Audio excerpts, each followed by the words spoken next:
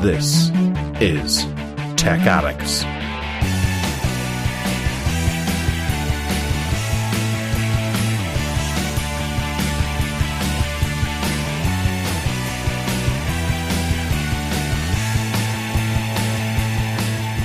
This week, the Xperia Stream, EVGA and the Pixelbook are going away. There's a new Asus convertible coming, LG on 6G, YouTube filled with ads, and a walk down the Nexus memory lane.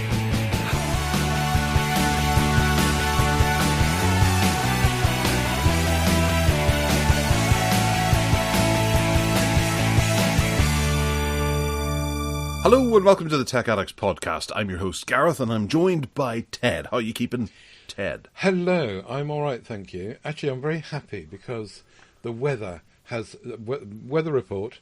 The weather has turned... This is my time of year now. It's great. Last night I had my cardigan on watching the telly. It was that unhot. Unhot? Unhot. I don't want to say it was cold because it wasn't. It was unhot. Cool. Good Yes. work. And yeah, it's just so nice. It's just so nice to get away from the summer. But soon, no doubt, we'll be complaining about the blasted cold. But what's it like over there? Well, Friday night was a bit of an eye-opener because my wife had been talking about how we're not turning the gas on to pay these ridiculous prices. And on Friday night, the temperature did drop to 17 degrees. And you would think it was -4 outside. And she was... horrified. She's frozen. She was wearing 17 layers.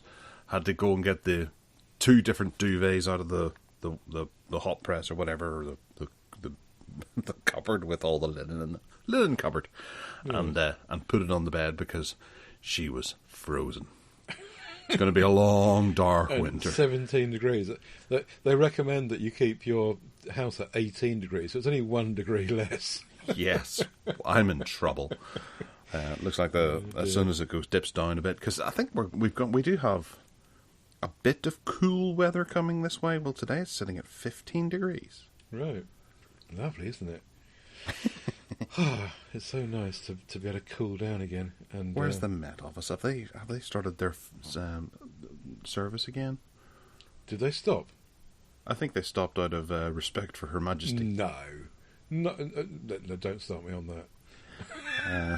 18 degrees, 17 degrees. It's supposed to hit 15 degrees by next Saturday, apparently. Right.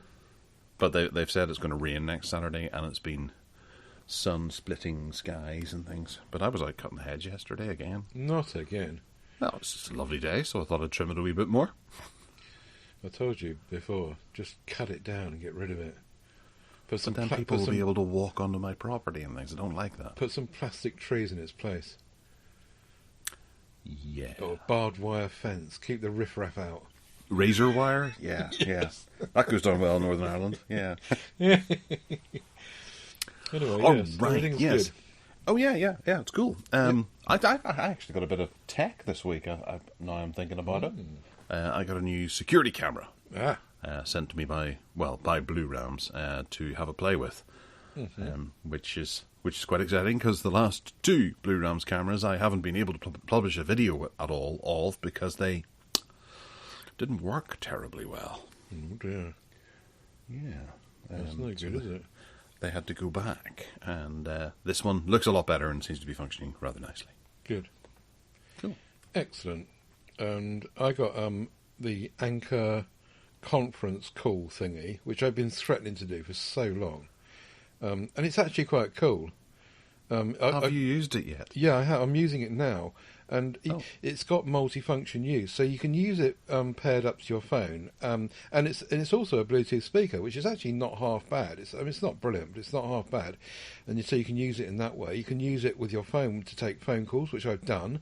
And that works really well. And the pickup area in the room is huge, so you can just walk around and go and make a cup of tea or whatever, and people think you're just holding your phone to your head. But you can also plug it into your computer by the USB-C port, and you can use it as a speaker for your computer as well, and a music control device as well. Really good. I mean, I wouldn't suggest anyone pays the proper price for it, but if you see it on offer, It's ever so nicely made, like most Anchor stuff, and no doubt we'll come back to that later on in the show. But yeah, I think it's really nice. Yeah, cool. It does look nice. It's very desirable, that unit. And I do wonder how many international conferences you're going to be chairing over the next number of years. I guess I won't use it in the same way as a business person would, but I think there's loads here that I will use it for. Yes. Well, we'll see going forward. So, feedback and contributions. Sean Day has written in regarding the Infinity Game Table.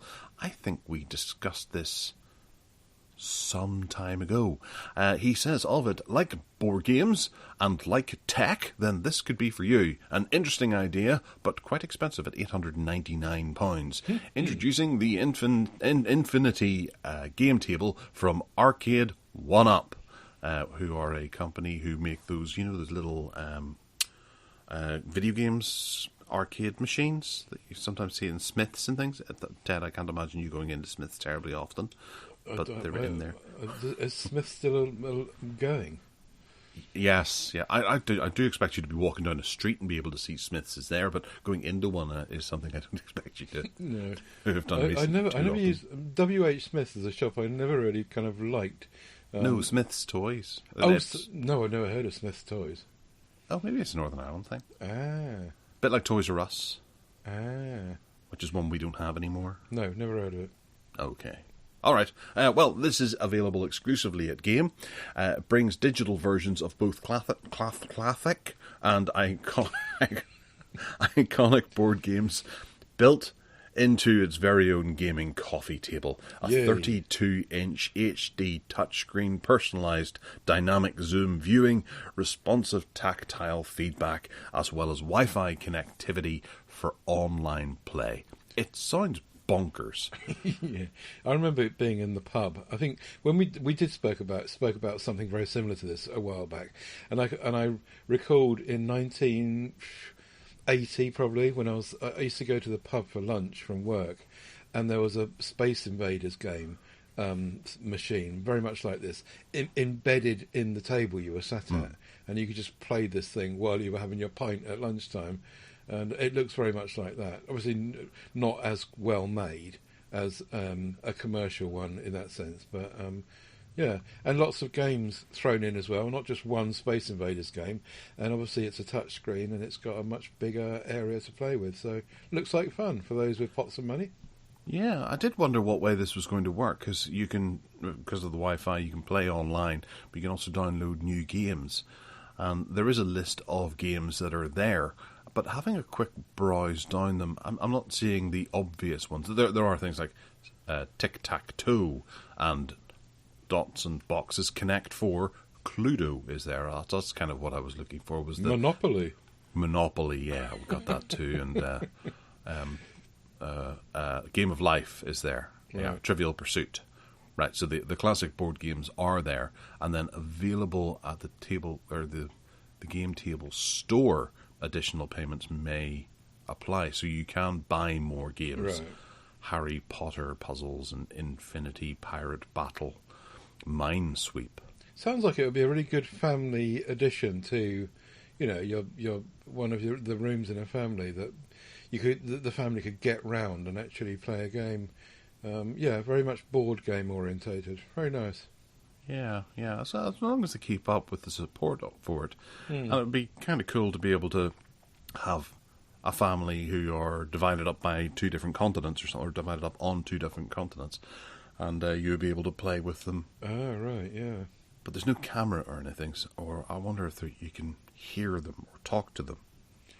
Right, yeah. Well, presumably it's got ports and stuff. You could probably plug in a camera. Social Play Plus. Connect with other players worldwide with Safe Connect that allows up to 6 players. So there must be some way to do that. Yeah, it's a good looking thing. Yeah, so, definitely. Yeah, we'll have to get one in to play with. Yeah. That'll be fun. Right, Hardline for the hardware. We're going to start off, we talked about it last week, and I think, Ted, you asked me what would my dream thing be if Sony were to announce new hardware. They didn't come anywhere close to that dream thing, and instead we got a cooler that attaches to the back of a phone that has lots of ports and things like that. The Stream. The Xperia Stream. Yeah, it was a wee bit disappointing, to be honest, given that a more desirable gaming handheld coupler thing for your phone or tablet already has been released with the PlayStation branding on it. Mm-hmm. But this is the Xperia Stream for a particular model of their phones, which is the Xperia 1 4. Yeah, and nothing else. That's it. It only fits that one phone, and if you haven't got that, you can't get one.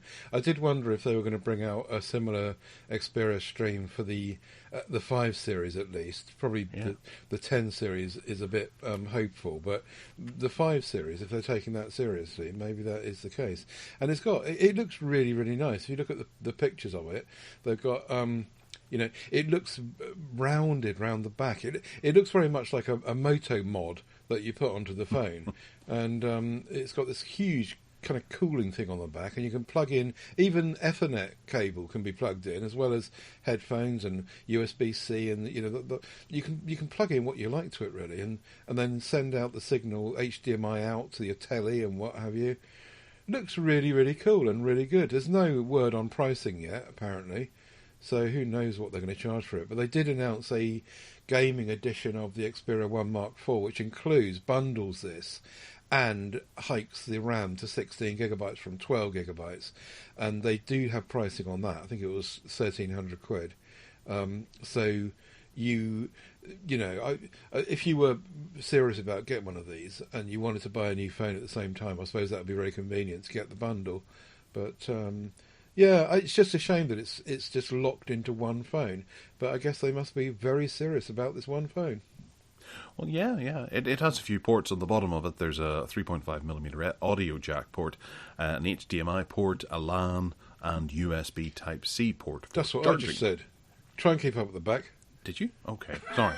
I was engaging in thought, thinking, I was trying to remember the names of the other phones. What is it? The ROG phone has one of these that you can attach it to. Yeah. And there's Lenovo have one as well. Black Shark as well. So it's just a cooler for a phone that's one particular type of phone. It just really seems to be a really niche market that they're playing to. Yeah, definitely.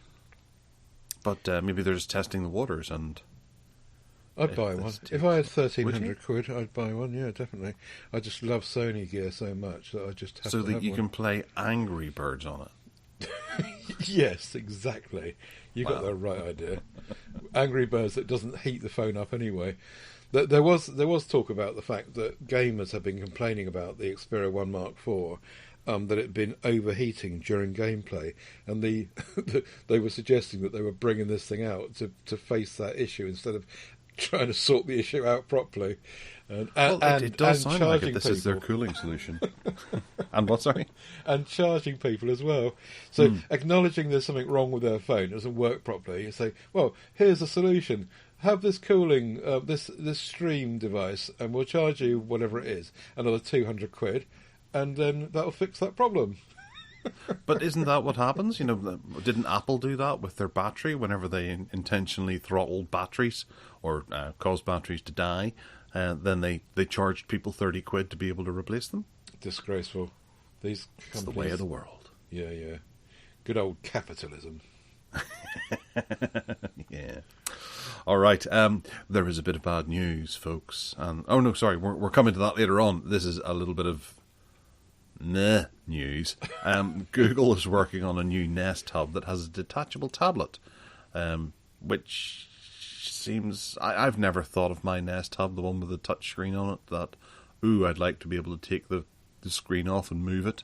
I've quite liked it being stuck at the side of the kitchen and working where it does. It's a stationary item, and it's great. I don't have to go looking for it like the remote control. But yes, this is a smart display assistant thing that Google's looking to bring out, and it's going to cost, what is it, about $229, was it? Or something like that. I don't see a price. No, maybe there isn't. Maybe that's where. Oh yeah, $229. Yeah. But I think that's for the bigger 10-inch Nest. Yeah. Oh, no, this one's 99. Oh no, that's for the existing one. The smaller one, yeah. Yeah. So we're going to be seeing this going forward. There's a nice little dock that seems to have a speaker built into it, and then the the tablet, the small tablet, clips onto it, and you can pick it up and take it around the kitchen with you if you're cooking or something like that, or you need to email. I can't imagine that you'd want to be taking it on the train to work and then leaving no smart display in your kitchen if that's the way you're planning it. Ted, did you glean anything from this? This runs Chrome OS, doesn't it? Not Android. I thought it was the other one, Fuchsia. Oh, is it? Well, okay. So, but it doesn't run Android. The point I was going to come to was that if you're going to do this, then why not just make it an Android tablet, a Google Android tablet, or a Chrome OS tablet, whatever, and just roll everything into it instead of making it a half baked kind of version of one or the other, and put a home label on it, and kind of just, it doesn't do everything. If you could take this thing off and it became your Android tablet or your Chrome OS tablet, and you could do everything else on it as well, then that would be great. But I think you're right. When it doesn't do very much, you're unlikely to take it off and remove it and want to use it as a tablet, because it doesn't do as much of the things that you want to do with a tablet. So you would go and get a tablet and do it with those as well. I think Google, as we're coming to later probably in another story, Google seems to be getting a bit confused about what they're doing with Chrome OS and Fuchsia, as you mentioned, and Android. And I just think that they, as usual with Google, they're kind of they've lost their path. They don't know what they're doing half the time. Yeah. Just what seems to fit for the week is all they're planning for it. It's not. I don't think they've got a roadmap for the entire year or something like that with product launches or anything. It's let's do this. Yeah. We'll get out of bed thinking this is a good idea. But 9to5 Google have done the legwork here, and they've pointed out that Lenovo, for their M10 Plus tablets or M10 range, they've released a bunch of docks and things like that, one of which has Alexa built into it as well. That's of a similar theme to this, so they may be following along that. That's a line. Chrome OS device, isn't it? That looks like Android. Is it? Yeah. I thought the Lenovo was Chrome OS. No, the M10 is Android, because I had considered it when I was going to change my tablets. But there is a nice looking soundbar-y type dock with a material design on it that Lenovo built that you can slot it into and then use it as a smart tablet type affair with Alexa built in. So Google must be looking to conquer that network.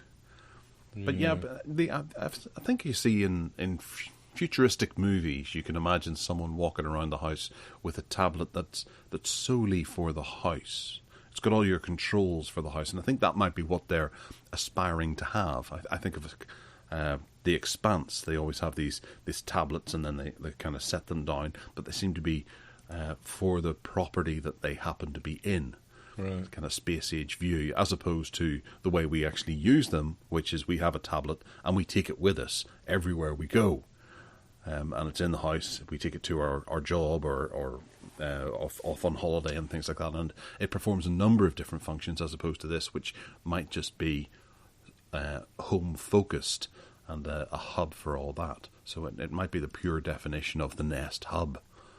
Just kind of, I don't know. I know I was hard on it initially, but it does seem to grow on me with the idea of it being something that can be beside the front door when you're walking in, and it can greet you when you come home, and you can speak to it and get it to adjust your lights and temperature and all that kind of stuff, or you can use it to cast Netflix onto a particular TV for you to go and sit down. But surely you would expect to do all those things from your phone in your pocket, not have to get up and get a tablet.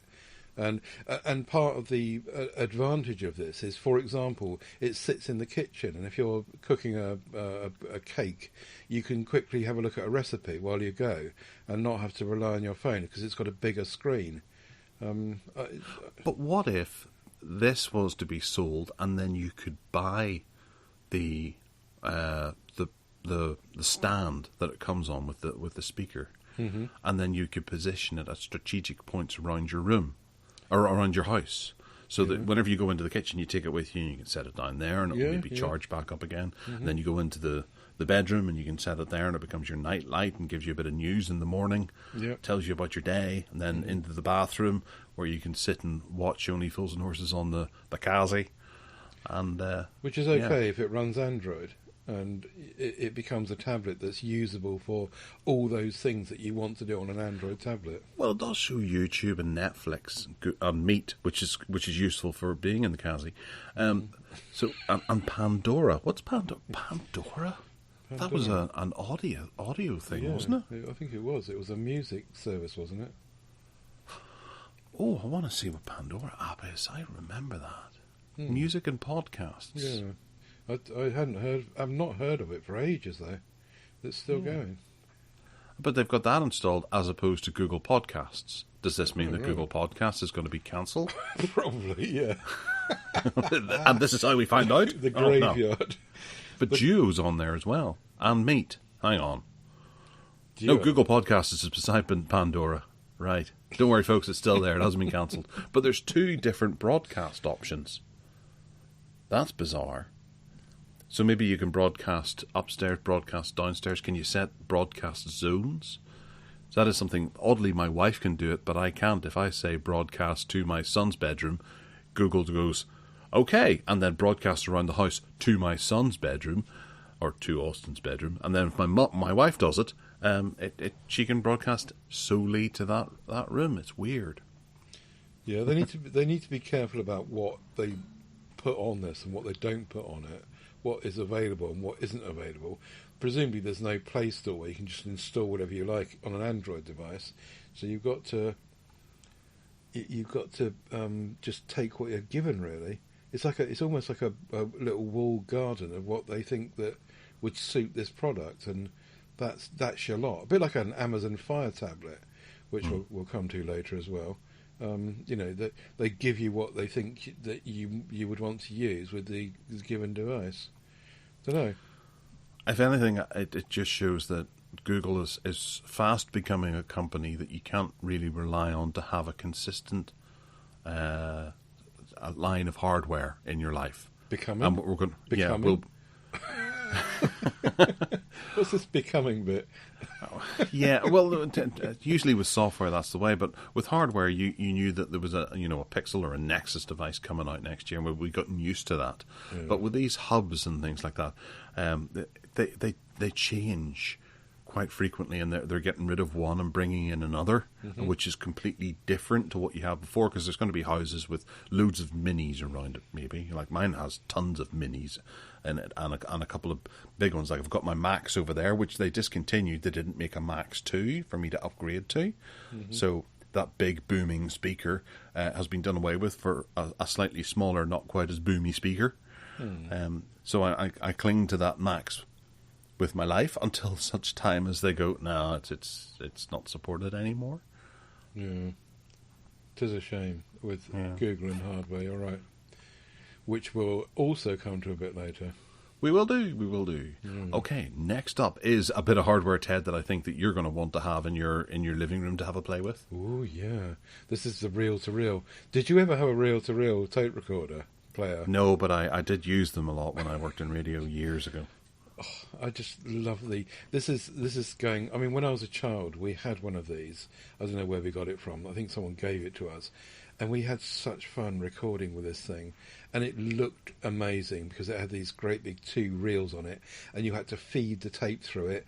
And these are, if you watch someone on a film these days in New York in an apartment, and they got pots of money, they'll have one of these on the wall, standing up vertically on the wall somewhere, and it's all a kind of trendy thing to say, look, I've got pots of money. And you'd need to have pots of money to buy this one. This is the TR Tourbillon, if that's how you pronounce it, by Metaxas and Sins, and I think that should be Sons.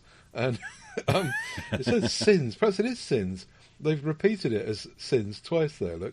Anyway, UK pricing is 60,000 quid for this thing, which is just absurd. But the interesting bit about this for me was, in the old days, we used to have a microphone. You plug it in and record something on it. But what they're clearly aiming for with this is people to play albums. in this day and age. And my question is, I wonder how they do that. I wonder how you get albums onto a reel-to-reel reel. Whether you digitally record it onto it, you buy blank reels and you record it onto the tape yourself, or whether they're going to redo the whole of the music empire, ditch CDs, ditch vinyl, and put everything out on brand new reels. Or maybe there's no tape in it at all. It looks like there is tape in it.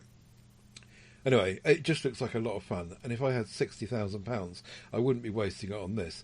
But something, if you go to eBay and look for reel-to-reels, there's tons of them out there, and if you wanted to just play with one, you could do it much cheaper than this. Very nice, though. Fancy one? I do, but I'm having a look at the controls, and I don't fancy the controls. There's two images on What Hi-Fi. Mm-hmm. One of it on a stand that appears to have controls, and then one of it not on a stand, where it doesn't have any controls. So, with these reel-to-reels where you've seen Gene Hackman in the conversation trying to sort of sample a bit of audio, you've got the twisty-turny knob that goes backwards and forwards, and they rewind a wee bit and then start again, and rewind a wee bit and start again. You turn it left and right until you get the bit you want.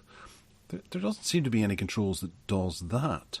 The stand itself has what looks like push button, like you'd have on a cassette deck, with play and rewind and fast forward, as opposed to... Maybe there's no tape in it. But the stand shows a tape coming out. You can see the reel coming out and around the spindles. Oh, yeah. And across the reader mechanism back round again. Yeah. But if you're recording stuff onto this, you're going to want a bit of a splicing area as well to be able to do a bit of editing as well, to take areas of it out. Don't know. Maybe not. Not for the target audience. I don't think this is an audio studios thing. I think it's more of a play thing for the rich, isn't it? Actually, on that, I think, is that 4 XLR? Yeah, there's 4 XLRs and then 2 bluish. They look like serial ports, but slightly longer. I can't remember what they're called. Maybe it is a studio thing then. If it's got 4 microphone inputs, don't know. As usual, we haven't done our homework properly on this. But I don't think you can. It's not like something that we can really go out and see too much of. I'm on the Maxis and Sins website now. It is Sins. And their stuff is weird. It's all, funky designs and things like that with red flourishes and reflections and all that kind of stuff going through it. It's not something that you're going to want in your house, but you can imagine it being in a penthouse in Manhattan owned by Cal McLaughlin or something. It says that the design is inspired by high-end wristwatches. I'm not quite sure. I think they're talking about the stand. I'm not quite sure what they mean by that. No. Because I don't see wristwatch in that, but... No. There you go. Fair enough. Okay, well, we'll leave it at that. EVGA is going to be leaving the GPU market, which is a big shock, a really big shock. EVGA have been one of the, what do you call them? Not aftermarket card manufacturers. I think that's what they're called. But they're hacked off with NVIDIA over the information that they're providing over the RTX 4000 graphics card series. There's a number of different business-related reasons, which the eventual costs of the actual GPU chipsets have not been provided, and there's a few of them making complaints about price ceilings and limited customization options, and it's becoming increasingly difficult to compete against NVIDIA's first-party graphics card, known as the Founders Edition.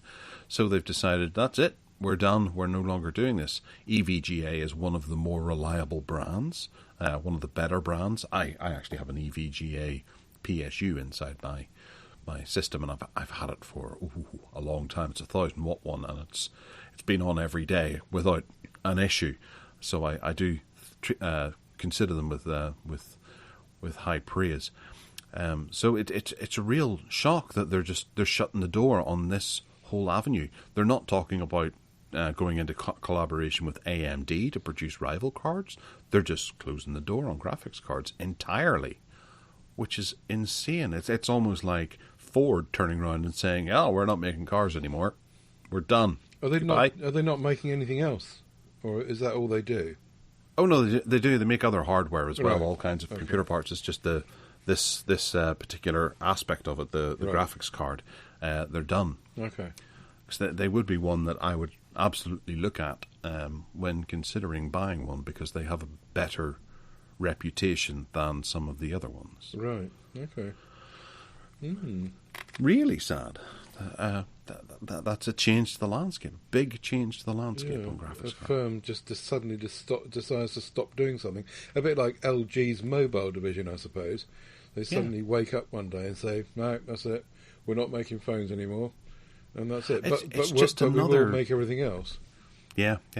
Well, it's another big gouge to the GPU market, because this one particular piece of hardware has had so much negative press over the last number of years, whether it be minute updates over the last series that make it not really worthwhile for people to upgrade, but there's been outlandish price tags attached to them to try and get people to upgrade. There's been faked scores and things like that to make things sound like they are better than they are. And then over the last the whole COVID kind of time, there was Bitcoin mining and things that were overinflating the prices of graphics cards across the entire market, and in order to get a decent one, you were paying way over the odds. I'm embarrassed to say how much I paid for my son's graphics card that I got him for his birthday. Was it last year, I think, or maybe it was the year before? Whenever the graphics card market was just unthinkable to go and try and buy something, I got maybe £120 card for quite a bit more than that, because it was the only one that was actually available at the time, and it was the only thing I could get, and that's what he really wanted, was a new graphics card. I couldn't entertain anything else. Looking at it now, it's like, oh flip, he's got that graphics card, it's crap, and it's worth upgrading now because it's not particularly good, but it cost a lot at the time. Oh, sorry, rant over. Yeah, it's odd, isn't it, when these decisions are made? Yeah, it is. And there's nothing you can do. But I suppose the graphics card manufacturers did go in and take and I think they put in specific systems to make it more difficult for Bitcoin miners to actually do the mining on their graphics cards, or at least the consumer end ones anyway. I don't know that much about it, as it would appear. Okay, moving on. Amazon, you can tell us a wee bit more about the new models of Kindles that are coming. I know more about this than I do about EVGA, I must admit. It's a quick one, really, just to say that Amazon have brought out a new Kindle model which replaces the baseline one, the one that's called the Kindle, but it's not as good as the Paperwhite. It sits between the two, but it's got more storage. It's going from 8 to 16 gigabytes. And more importantly, I think USB-C, which is great.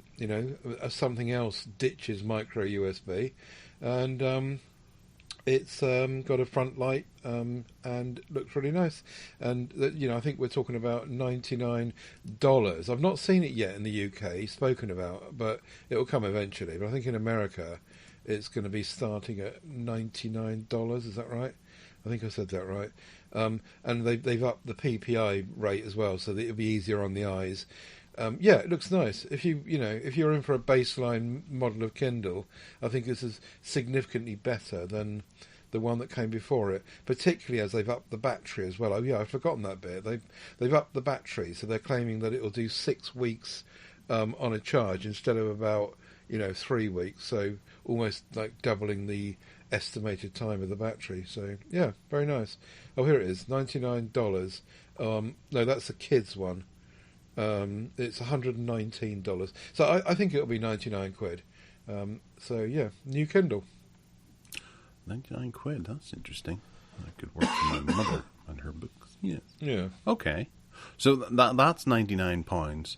How does that compare against the Nokia T10?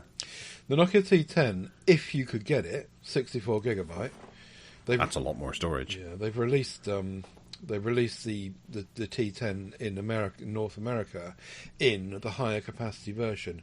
You remember that I wrote to Nokia and asked them. I said, when's the UK going to get this 64 gig, 4 gig of RAM version instead of this paltry 32 gig, 3 gigabytes? You may remember because I was going to get one for my mum because I think it will suit her much better than the Amazon Fire tablet she's got. Anyway.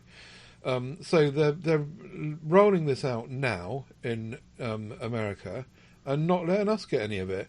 I did go to Amazon.com and sure enough, for 158 quid I think it is, they are prepared to ship it to the UK, but it specifically says US model only.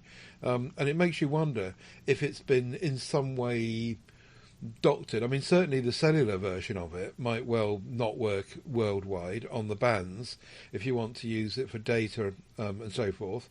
But I don't know, it's just really annoying that we can't get the higher version. 3 gigs of RAM, really? I mean, I know that the target audience for this, like my mum, is all she's going to do is surf around the web and email and stuff. But even so, 32 gigs of RAM, 3 gigs of RAM and 32 gigs of storage is like, you know, that's just all like 3, 4, 5 years ago it should be. Yeah. The baseline for anything, I think, now should be 128. but I'd settle for the 64. So, yeah, import from America is the only option. I suppose, but you don't have to really worry about cellular connectivity or anything like that, so that is one option, and there are ways to do that. Right. I don't know. It's even at the 464, I think that's still too low to be selling today as a new entry. Yeah, except, as I say, the target audience, like my mum, it would be fine for her, absolutely fine. I would shy away from 64 gigabytes even, but there are lots of people that would be fine for. And Nokia do this entertainment thingy off to the left as well, and the kids zone. So, you know, it's just that this 8-inch size tablet, it looks really, really attractive to me, and I'd really like to have one for my mum. But and it would just be perfect size for her. Thinking of the Nexus 7, which we spoke about last week. Yeah. Oh, there's certainly a market for that. It would be nice to have them not underpowered. Indeed. Yes. Naughty One thing Nokia. that's not going to be underpowered is the new Asus convertible, which is it's got a stylus. It runs Windows 11, and it's got Snapdragon 7C Gen 2 chip inside of it. This is a really nice looking tablet, detachable device. It's got clip-on keyboards, and one of the pictures shows it in a portrait aspect with the stand holding it up that way. So they must be looking to use that as a origami. As a what? Well, it's like the Kindle that came with an origami case, and so you could stand it on upright or sideways. Yeah. But it's one approach that not too many manufacturers really try to sell something on. It runs Windows 11 Pro. It's got an Adreno GPU inside of it with 8 gigabytes of RAM to complement that Snapdragon processor, and up to 128 gigabytes of eMMC storage. So the storage, I do think, is a wee bit of a letdown, but they're targeting this at about a $600 entry point. And it's going to be sold through Best Buy, but hopefully it'll come to the UK, and I imagine it's probably going to be £600 for the entry level version. Would you have one of these at all? Well, I'm not sure if we'll get the chance to, because it looks like it's being pushed out to the education sector. And it's basically a tablet. It's basically a Windows tablet, which is going to rival. I think what they're doing is rivaling the Surface Go, and saying to people, look, this has got 11 Pro on it. It's got a stylus embedded inside it. It's got a new chipset. It's got 11 Pro, 8 gigs of RAM, 128 gig. That sounds just like the Surface Go, but they are pushing this out to and the other clue that it's being pushed out to the education market and the business market and the commerce and building sites almost is the military rating standard on it, which means that you can drop it from a great height and it will survive. And it's had all these tests done to it: the hinge test, the portability, durability test, the panel pressure test. It's endured 28 kilos force on it. Blah blah blah.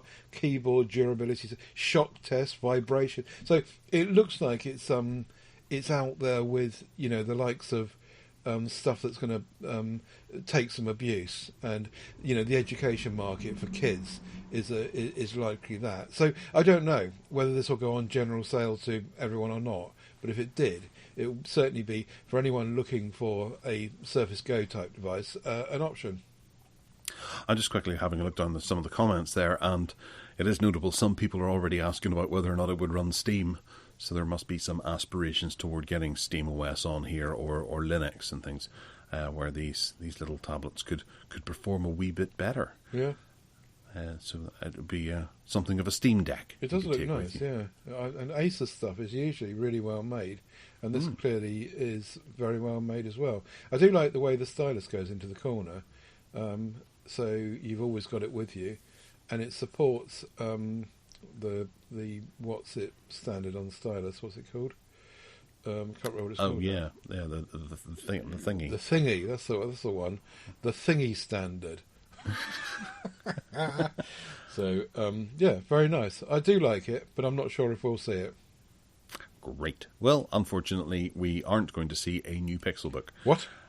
Yes, Chromebook Unboxed, and a number of different outfits across the interwebs have noted that the Pixelbook is being taken away from us. Google have disbanded the team that are developing it, and I don't know, put them into some other areas of business. Yes, okay, but it's going to cause a few problems going down the line. I surmise it's a bit worrying. They said because of budgeting reasons, because they're a $16 billion company, and they need to make some cutbacks. They do. Yeah, so the Pixelbook is the one that they're cutting back on because they haven't released one in a while. Ted, you have a Pixelbook. I do, Would you yeah. be really upset about this? Which belongs to Ian Barton. Thank you again, Ian, for leaving it with me. It's great to have it around.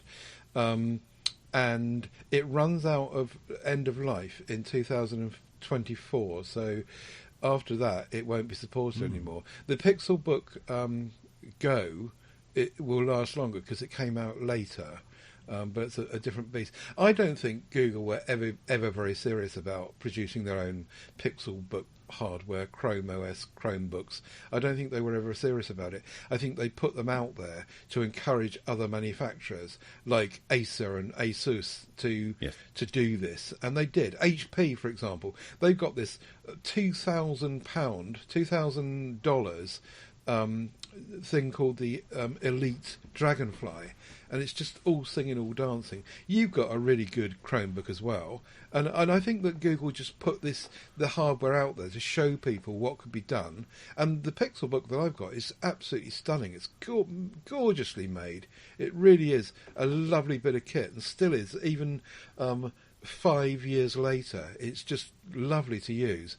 And they've just decided that's it, I guess. We can cut back on this. We don't need to put a Pixelbook out there. Other people are making Chromebooks. We've led the way. And that's what Google do, isn't it? We lead the way and let others pick up the good bits and follow with it. And they can take on the risk of the hardware. Well, yes, but for how long? That's the thing. If you look at Android tablets, it's been a while since Google made an Android tablet. And the market has kind of dried up. It's being kept alive on life support, and so much so that Google are having to make some software concessions here to be able to keep the tablet market alive, and have even been rumoured to be going into creating their own tablet themselves to re-energize the industry. But having a quick look down, there was a comment on this. I realise this is the second time I'm mentioning a comment, but we don't usually do comments too often. But Chris GX on the Chromebook thing has a Chromebook Unboxed website has made a pretty interesting comment here that says there is no silver lining here. By shuttering its work on Chromebook hardware, Google's ability to influence the direction of hardware development in a Chromebook market must diminish.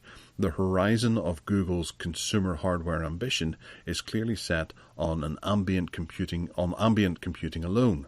Without a big compensating effort on the software side, Google could actually be doing harm here to people who have committed to the Chrome OS and Chromebooks. That is a really interesting point that he's making there, because, you know, as you say, they drive the hardware, and them continually putting out a piece of hardware will help other manufacturers go, oh right, if their Pixelbook does this, then we should make our Pixelbook a wee bit kind of similar to that in ways, so that it runs appropriately well.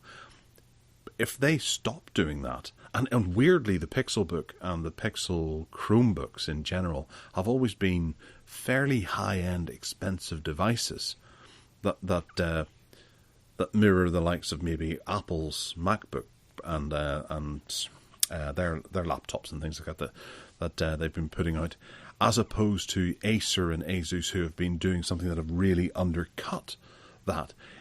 Chromebook's a really different ecosystem at the moment, that it doesn't take a lot to make a good Chromebook, but there's an awful lot that you can do with a Chromebook to make it excel. And it's a very, very strange one. I don't see it being the same as Android tablets. I don't see it being the same as phones and things like that, where, you know, the best specs obviously get you a better experience. Chrome is what you make of it. And I think it's going to be strange to see where this goes. And maybe they're pulling the plug on Chrome in some way. No, they're not pulling the plug on Chrome. The Chrome OS is not going anywhere, in my humble opinion. But I think I go back to what I said before, which was that they've led the way. They've shown other manufacturers what can be done, produced a gorgeous piece of hardware, and said, that's it, run with it. You know, that's it for now. When they feel the market dipping, and yet they're still committed to a certain path, like tablets, for example, then they'll throw one out there, and then a couple of years later they'll abandon it, because by then other manufacturers will have picked it up and run with it. Don't forget that all Google are interested in is getting people online using services so that they can be exposed to advertising. That's it. So every now and again they just need to tweak and prod that to make sure that other OEMs are making stuff to keep their customers online and looking at websites and looking at adverts. So yeah, I completely see what they're doing. It's just a shame, because that piece of hardware particularly was just lovely, and as are, you know, the flagship phones. But who knows what the future of that will be. But then why are they doing the yearly refresh with phones? Well, that's what I mean, is that I'm not sure that how long they will continue to do that. It wouldn't surprise me if at some point in the near future they would just say, we're not doing one this year, and then see what happens. Because the only thing they're doing with the phones really that stands out from anyone else is the camera tech, the AI stuff. Who's to say that in 2 years' time, when it comes to Pixel 8, they don't bring one out, but they make the AI in the camera available not just for side loading via Gcam, but make it available to all manufacturers, so that they can all have that technology. They can all use it. They can all use it as default in their phones, and so Google just sit there in the background, reaping in everyone being online, using their other people's gear that they've paid for, and me, cynical.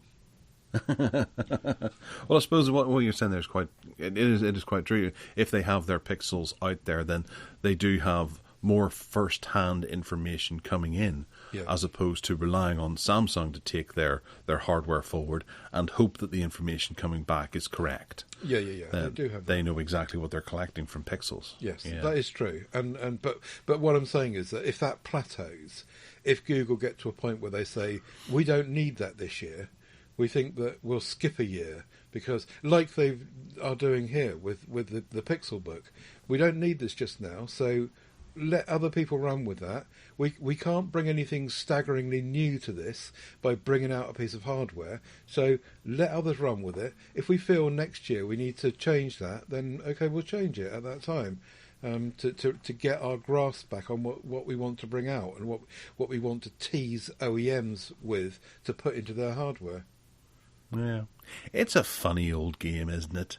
Sane. It's a funny old game, sane.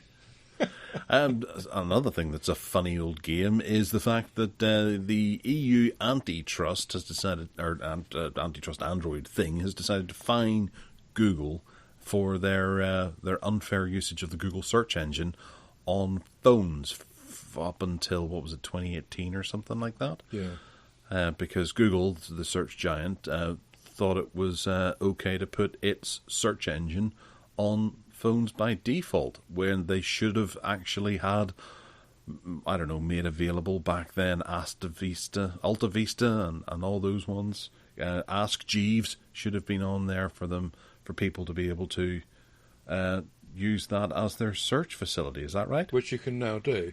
And since 2018, Google have played ball. They have, when you set up a Google phone, you now have to choose which search engine you want to use as default. You go through that choosing process.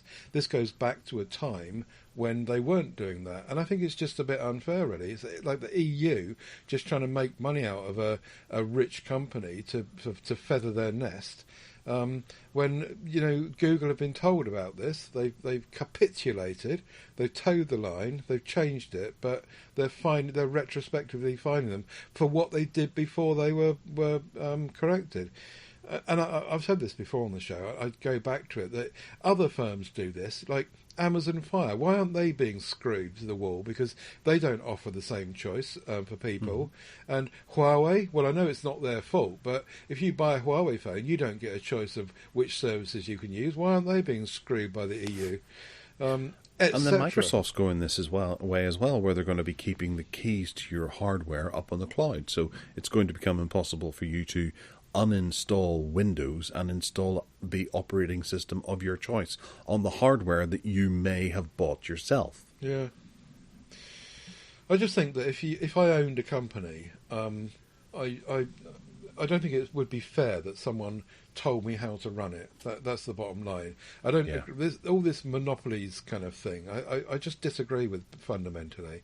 But then maybe I'm just too capitalistic, and I should be more socialistic.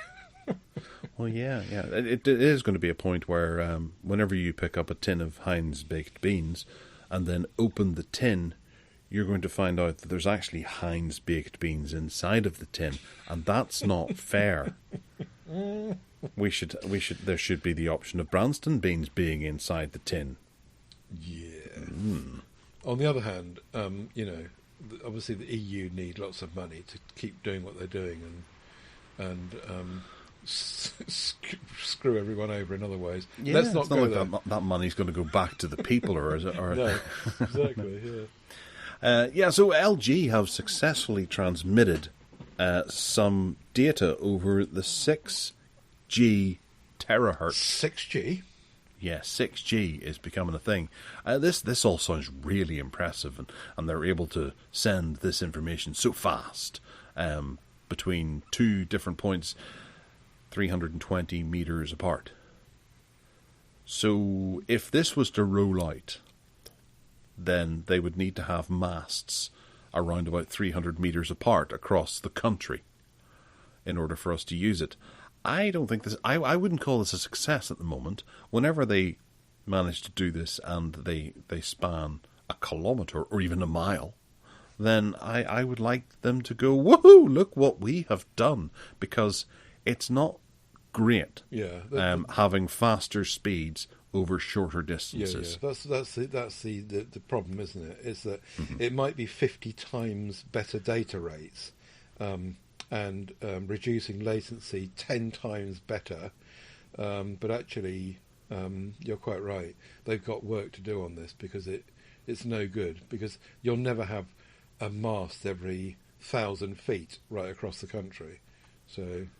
Yeah, and I don't think they're going to be able to sell this to the British public, for example, given that, 4G was great whenever it came in, 5G came along, and there was a lot of hatred toward it, not to say the whole sort of, 5G causes COVID and all that kind of stuff, that kind of speculation, but the fact that everyone who went out and got themselves a nice wee 5G phone and started trying to do a wee bit of, I don't know, whatever it was they're doing, they got something that was no faster than what they had before, despite the huge amount of money that the UK government paid to be able to secure that frequency for 5G to operate in the UK. It's like, well, what was it for? It's exactly the same as 4G. Yes, you can go into certain areas of London, and we'll get to see various people on Twitter and things like that where they put in a 5G phone and do a speed test, and it zips all the way up to 1 million megabytes a second being downloaded. But whenever it actually comes to you going down to the shopping centre and going, would I be able to get Heinz baked beans cheaper in Asda and check, you'll be standing there for a while on 5G going, oh, come on, loading, circling, and then eventually it'll load. But that's no different to 4G and even 3G before that. The advantage of 5G, as I think we've mentioned before, is put yourself in Wembley Stadium with 100,000 people, and then suddenly you see the benefits of 5G. Or if you live in a household of 6 people and everyone's on the internet at the same time, and you've got 4G or 5G, and the 5G does make a difference. So 6G is just like a step further on that, I suppose. I don't know how many more people you can gather into Wembley Stadium than the capacity, but 50 times greater. I did complain to 3 that my 5G was rubbish, and they said that there was just too many people using it on that day. So, right, okay, so you have congestion then on 5G as well as 4G, 3G. So would I be better going back to 4G, which that network is somewhat freed up? Yeah. And I always felt that whenever 4G came along and everyone started using it and the speeds diminished, and then I had an old 3G phone and I had to use it for a while and realised that it was really fast because no one was using 3G anymore. Or maybe you could just swap back to it or change whatever you're using. But 5G is, well, here, it's not terribly good. In the city, it's even worse. Which is where it's supposed to be better. Yeah. Where there are more people together. It's interesting, though, isn't it? I was watching Martin's Friday checkout thingy yesterday, Tech Alter, and he was saying that there are more 5G phones now out there than there are 4G. So it's just crossed over. Up until just now, the 4G phones were still selling, but now manufacturers are so on board with 5G and making sure their phones are 5G, it's just taken over from 4G, which is quite interesting. Do check out... But that's because they can add a little bit of extra money onto the top of the price tag and then remove the 4G option altogether. Exactly, like they will with 2G and 3G. But do have a look at the Friday checkout instead on YouTube, dear listener, because it is really, really interesting. And Martin does really good research on what he puts on that. It's a short video every Friday about, less than 10 minutes long, but it really gets into the kind of nitty-gritty of what's going on. Yeah, it's a good show, that, actually. I do enjoy it. I don't see it as often as I'd like, but now that you say that it comes out on Fridays, I'll maybe make a point of watching it a bit more often. Yeah. In the name of the game, there's a couple of gaming stories this week, and we're going to start off with the Aya Neo 2, Geek. No, I'll try that again. The Aya Neo 2 Geek.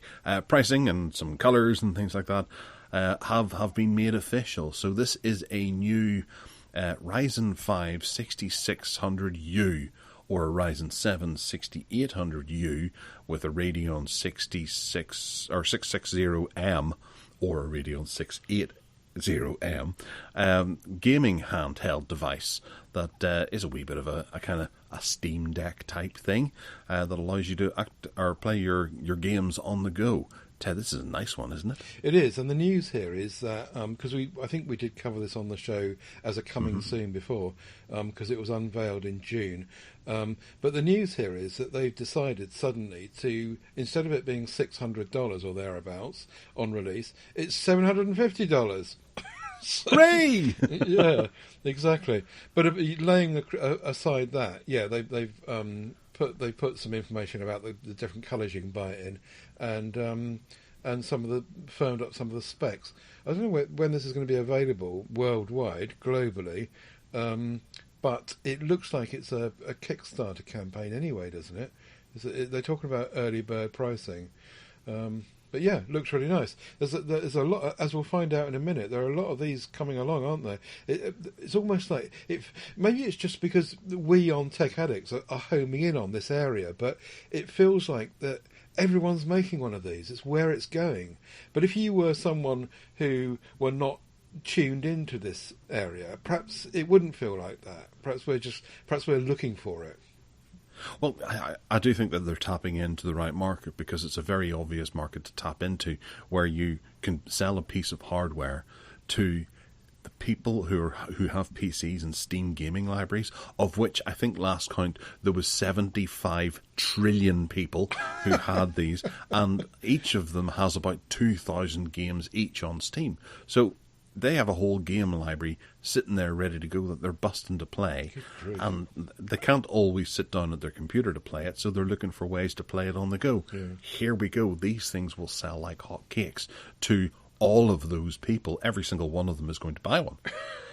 And that goes for the next one that we're talking about as well, which is one of the most delicious devices that we've ever seen, called the GPD Win 4, and people will know how excited we are about this because we've discussed it I don't know times. How many over the last year, ever since it came about.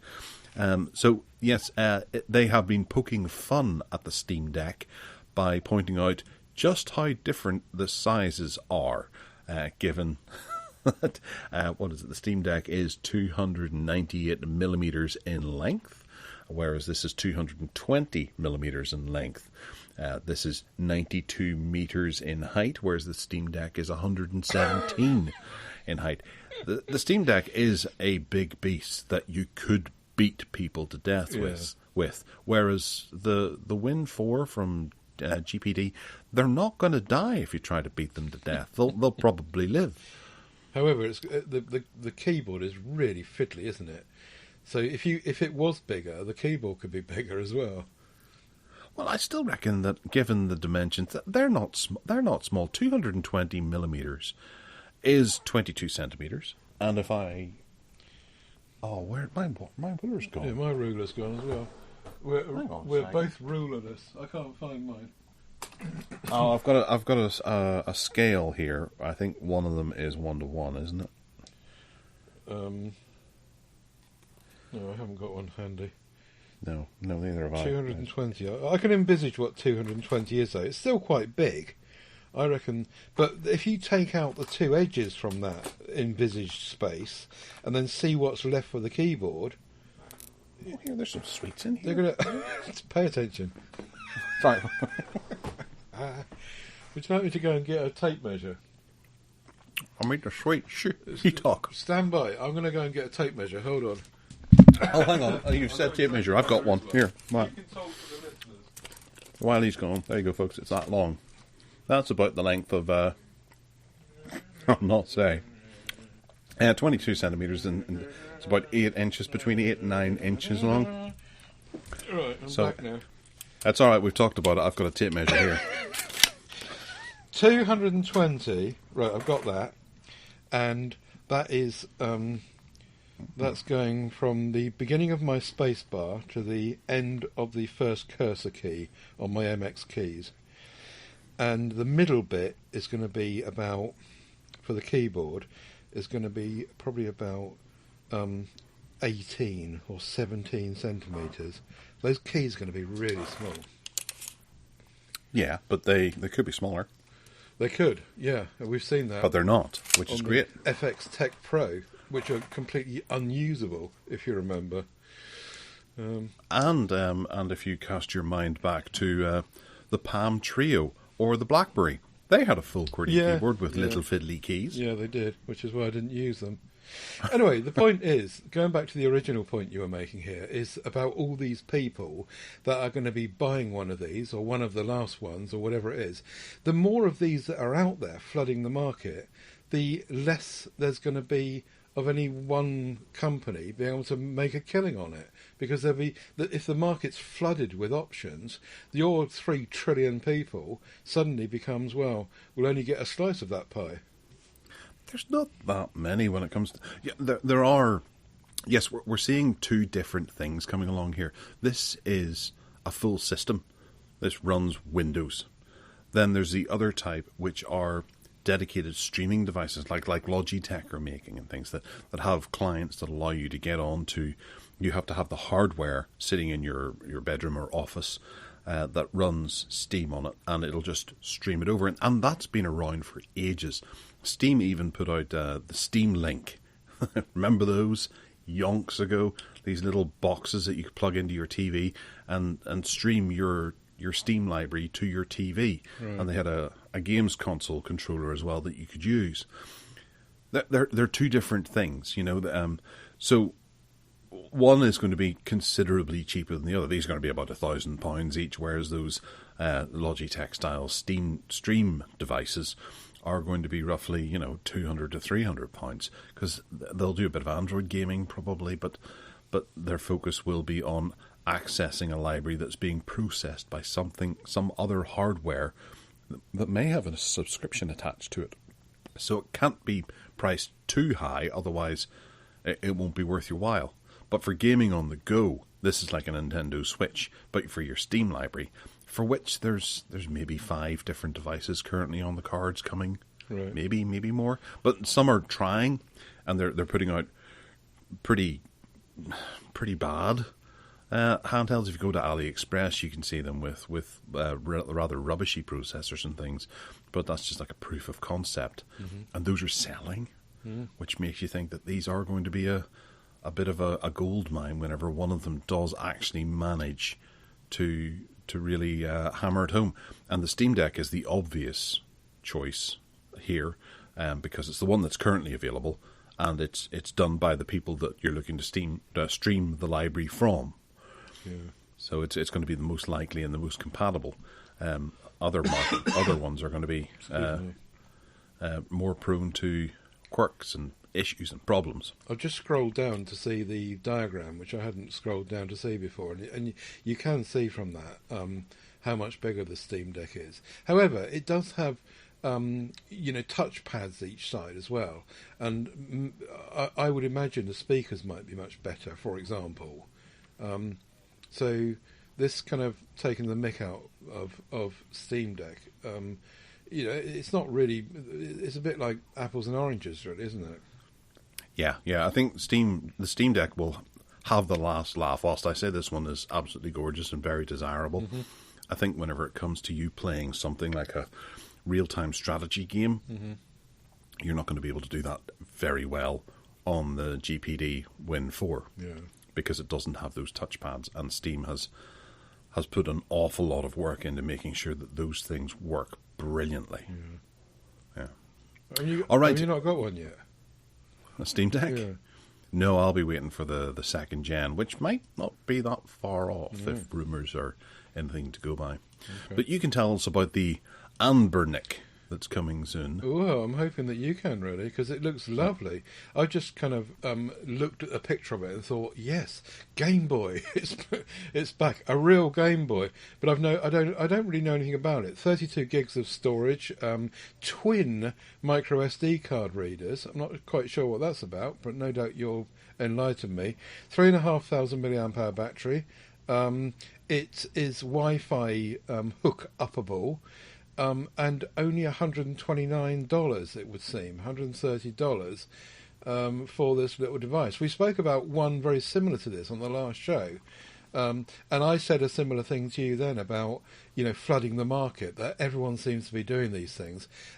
There's also, I think, a move towards somebody making a real go of this Game Boy style portrait device. And I'm not sure it's just about nostalgia. I think it's actually trying to reach out there to some people, maybe just to kids, I don't know, to say, look, this is a form factor that worked in the past, and here's another one, give it a go. Am I missing stuff here? I don't think so. I think you're on the nose with it. This is one that there is no shortage of, and Ambernick is one of the better names, I believe. I have watched a few YouTube videos about them, and I know that one of them said that Ambernick was really one of the better names to be going for if you're looking to buy one of these.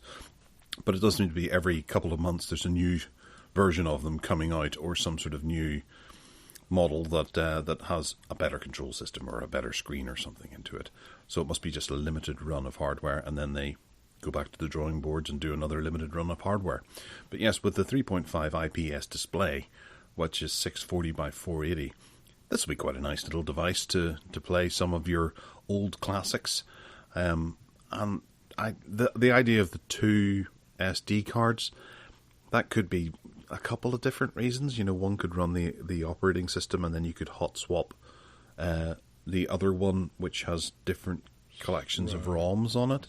Because if you think about maybe Xbox ROMs, they would be quite sizable. So if you've got a 2 gigabyte card, you're not going to be able to fit too many Xbox games on there. Yeah.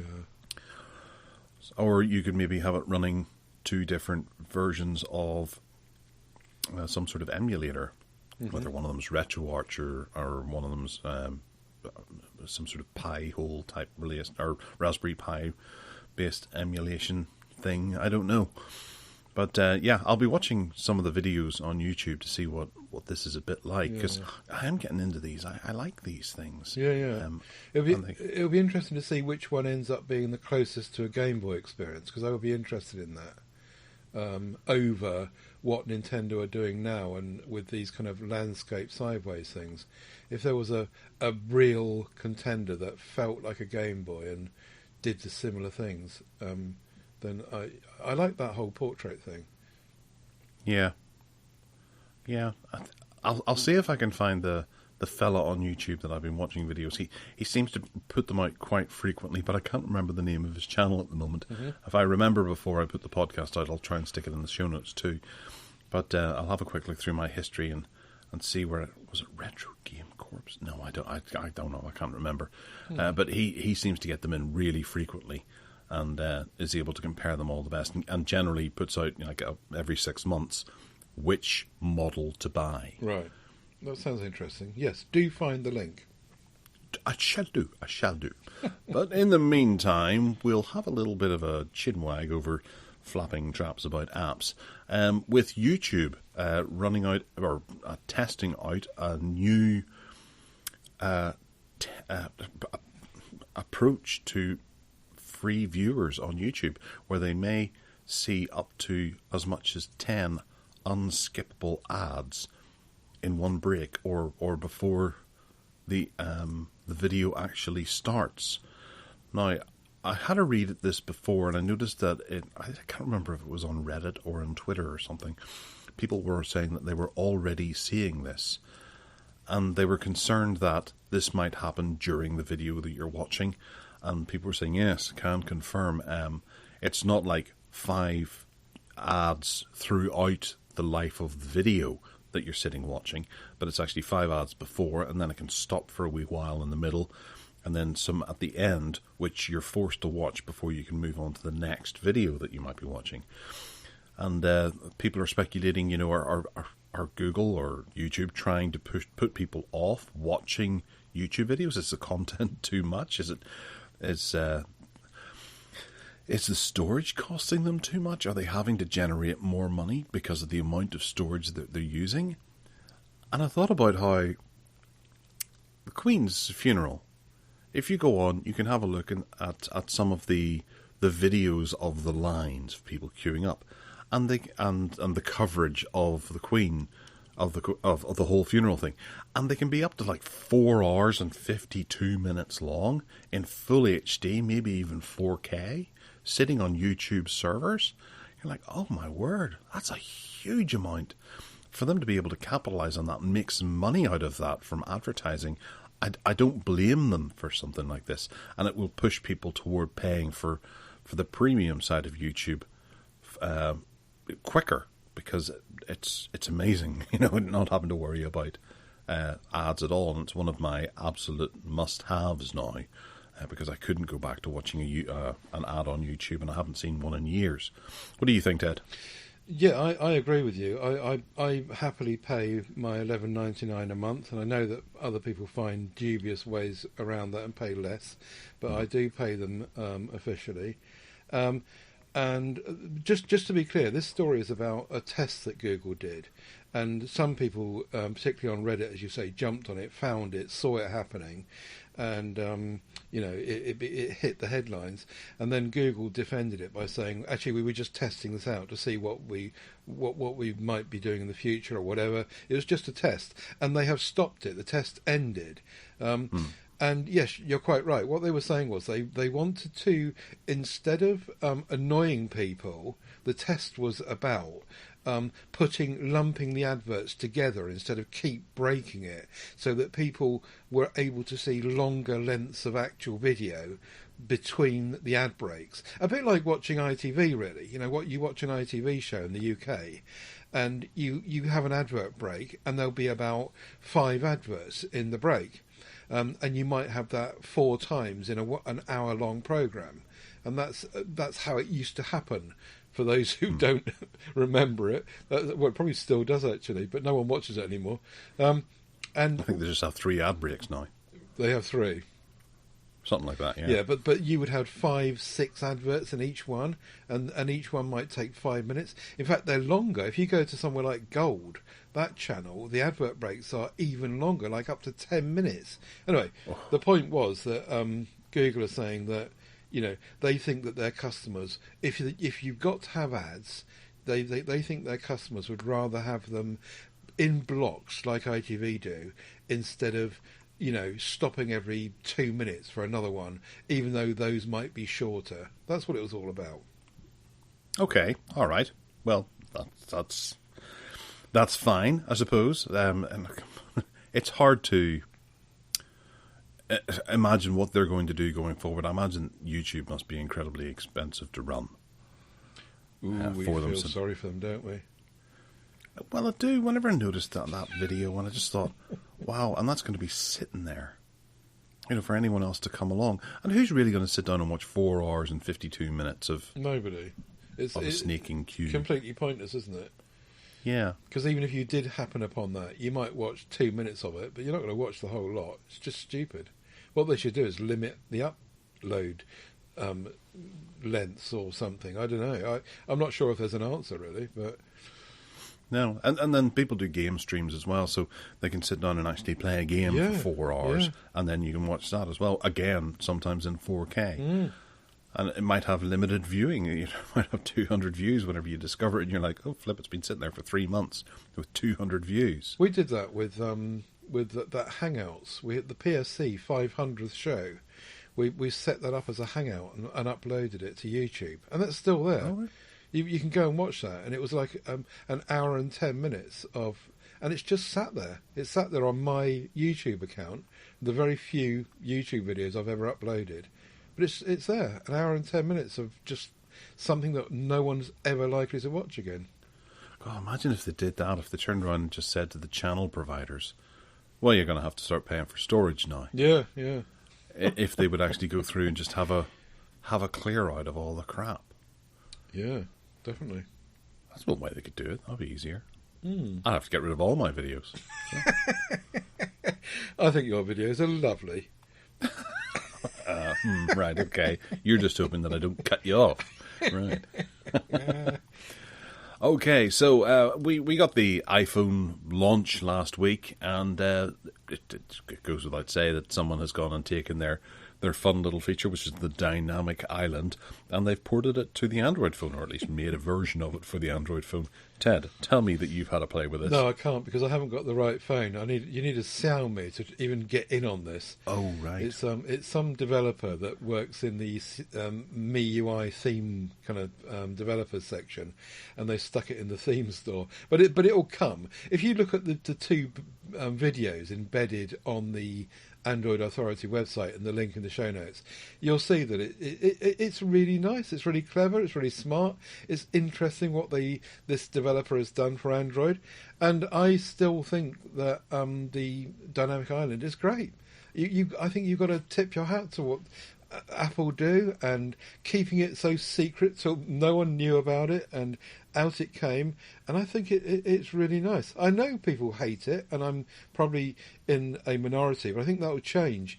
Apple tend to stick with things like this, and it will stay there, and people will get used to it, and they'll like it, and they'll find it more useful, and they'll develop it, and it'll be a good feature, and I'm all for it. I think that Android phones, if I could get it from my phone, I would stick it on there now. No question.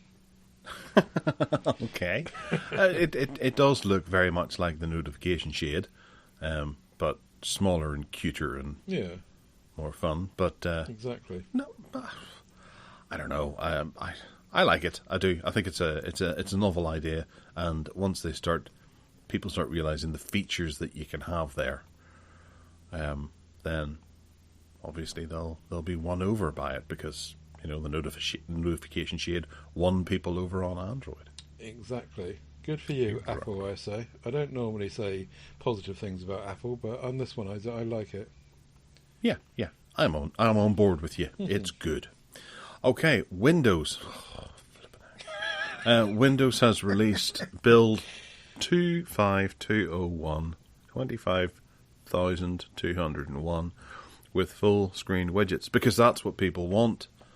Full screen widgets. Have you opened widgets at all on purpose, as opposed to by accident because it's in there? No, I think they're nasty and horrible, and they don't sit well on Windows. I think what Google are doing with Chromebooks, Chrome OS for widgets and at a glance, is different to this. It's much more useful, and that's where Windows started with this. They were going to do similar things on the desktop, all tied into Microsoft services, of course, but this is something else, and it's just intrusive. And you can minimize it, so there's a button on the corner where you can minimize it and get rid of it or shrink it down. But by default, I understand, it's going to be opening up. None of us can see this yet because it's only been rolled out to the developer community. So it will be coming, and it might be kind of changed by the time it arrives. And it's only Windows 11. But yeah, a full page of Microsoft stuff in your face. And hopefully you can opt out or turn off when it does arrive and bombards everyone. Were we not getting collections or a folder of pinned apps on the start menu? Was that not coming, where you could stack them or put them together in little groups? A bit like in your Android drawer. Was Windows not doing that? I can't remember. You caught me out. And I haven't got Windows 11 in front of me. So. Oh, no, it's not on Windows 11 yet, but I remember we talked about it being on the way. But that was, I don't know, back in 1985. You could open up the start menu and, like, say, for example, Audacity and the MP3 Skype recorder. I could drag those two together and have a little folder called podcast Oh, stuff. yeah. I think you're right. Yeah, you could do that. Let's try that now. No, I can't. Yeah, no, it's not. It's not there yet. I can't. I've got StarDeck software on my Start anyway, so it works differently. In fact, I'm surprised that StarDeck have not done that or onto it, because they do tend to play with stuff like that. But yeah, watch out for this one on its way. Very annoying, Microsoft. Very indeed. Mm-hmm. All right, Google Messages app. What's happening with Google Messages now? Right, okay, so if you didn't realise, most people don't, I don't think, is that if you use Google Messages, you can send someone a voice message. So instead of typing out your SMS, you can hit the little microphone and speak it, and then and this doesn't rely on RCS; it works on ordinary SMS. And the recipient gets a progress bar thingy and a little play icon, and they can play and hear what you said instead of reading a typed message. Okay, all very simple. Mm-hmm. The news here is that Google are going to allow people to transcribe that as well. So on the fly, you'll be able to throw a switch, a toggle, and as well as hearing that by pressing the play button, you will also be able to see what it says in typewritten language.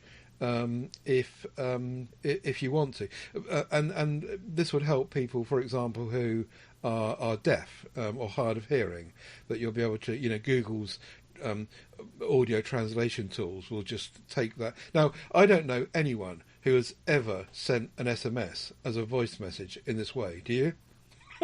I know they do it on WhatsApp all the time. My wife does it with her brothers. Yeah. But not in SMS on messaging. And anyway, yeah, great. It's just another application that's coming along based on Google's language stuff and transcription model, which is great. If it helps some people, that's great.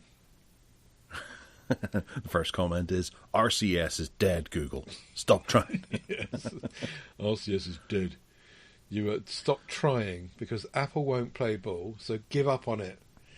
Yeah, I turned RCS on this week again because I do that every couple of months to see if it's still crap, and I tested it out with someone, and sure enough, it's still crap. So I most of the time I have it turned off. It's a shame, but there you go. They've got to give up on it and move on.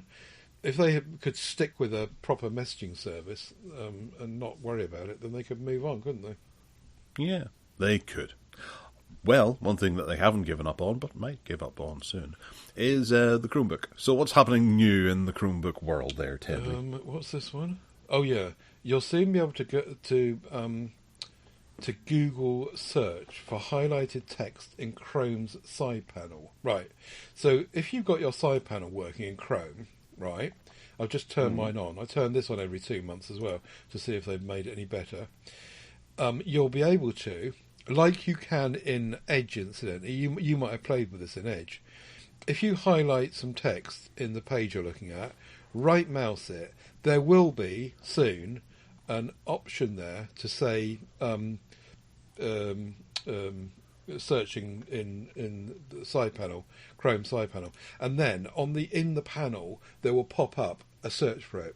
It's no different from going to the search panel and typing it in, but this gives you a right mouse context aware way of doing it with just your mouse on the fly. That's it. And this is coming soon? Allegedly. And there, people are getting excited by this? No, they're not. But we don't talk about things on Tech Addicts that get people excited very much, do we? We talk about techie junk that no one's interested in. Much like this next one, which is, I don't know if you use incognito tabs. Most people that use them, I think, use them for dubious purposes.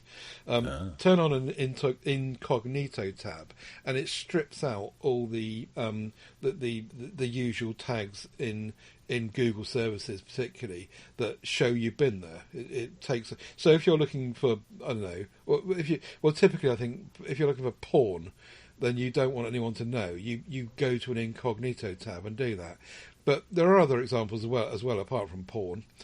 Anyway, if you're looking at some way that you don't want to appear in future searches and influence Google, you can now open up an incognito tab, close it down again so it's in the background. But when you go back to it, it's not staring you in the face. You've got to put your fingerprints or use the biometrics of the phone to actually get back into it.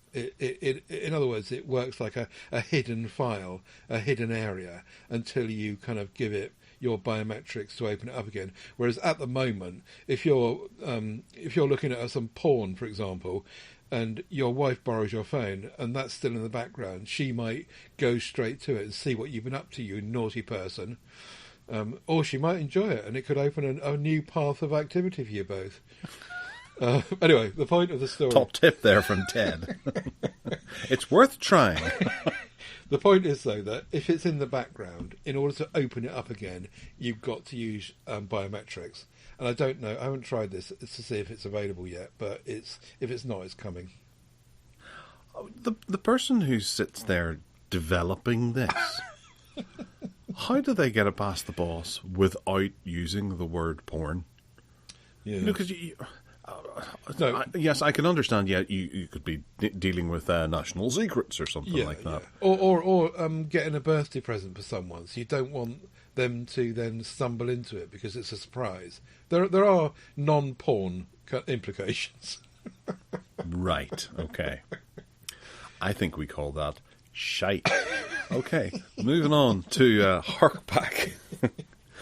We said that we would talk about it this week because it's an important one, and we covered the Nexus 7 last week, and it got us on to talking about the Nexus 1, so we decided to do the Hark Back of the Nexus 1. Yay! Ted, do you have one? No, but you have, haven't you? I do, actually. You were going to charge it up. Yeah. And I turned it on, and there's still content on it, which is kind of nice. There's some photographs and things.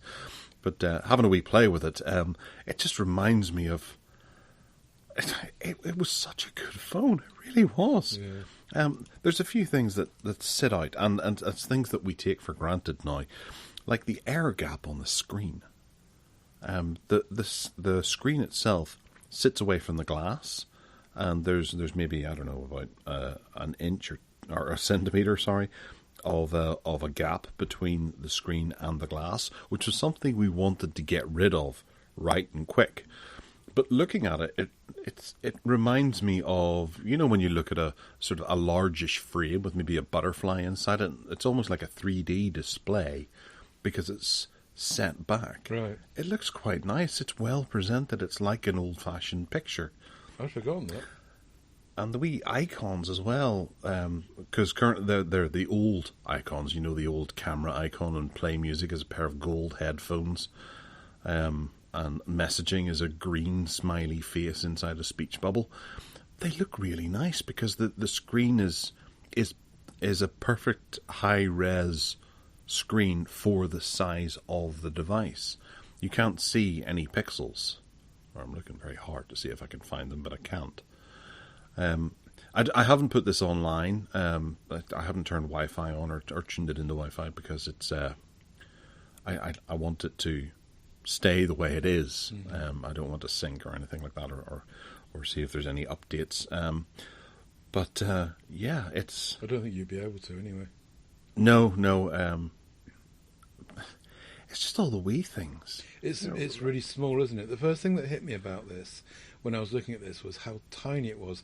And in the show notes, we'll link to the phone show, the only video show that I ever appeared in for Steve. And I was doing a comparison back in 2010 of the HTC Desire against the Nexus 1, which was also made by HTC, don't forget. So I'll put a link in the show notes to that. But the first thing that hit me about this was that they are just tiny. A 3.7-inch screen, which was, 480 by 800 pixels. As you say, you don't really worry about that because the screen's so small, the pixel count doesn't matter very much. But it was just lovely. And we spoke about the mini trackball thing last week, didn't we? We did, yeah. And that was one of the more interesting things that I felt about this phone, because I did watch your video and it reminded me that the Desire had that optical button. And when I got this Nexus 1 when I went out to Barcelona and Google gave it to me. Mm-hmm. And I started using it from then, and I must have used it for, given the amount of scuffs and marks around it, I think I used this for about 3 years. I did upgrade to the Galaxy Nexus, but it died. Right. It fell out of my shirt pocket into a sink full of water when I was at my cousin's wedding, and drunk, spoiled the evening. No, I hadn't even started drinking. It was just an unlucky maneuver, and it was relatively new as well.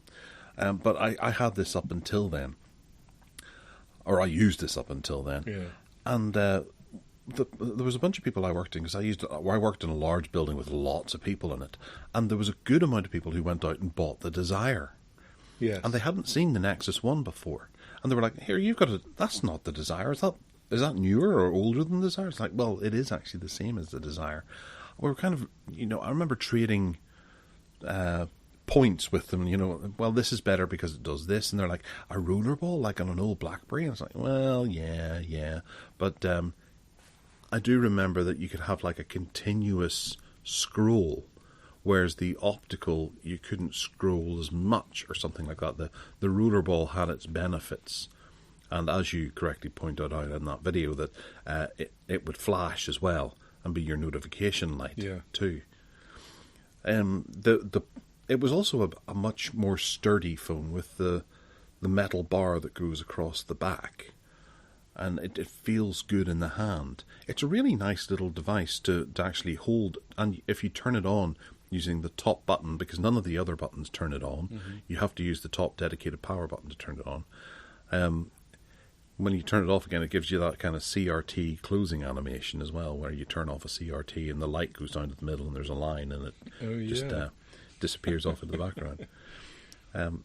It's all those nice little ideas that they threw in there, and because it's naked Android, it's so much better than the Desire because it had that bloody Sense UI on there, which wasn't nice. I hated that.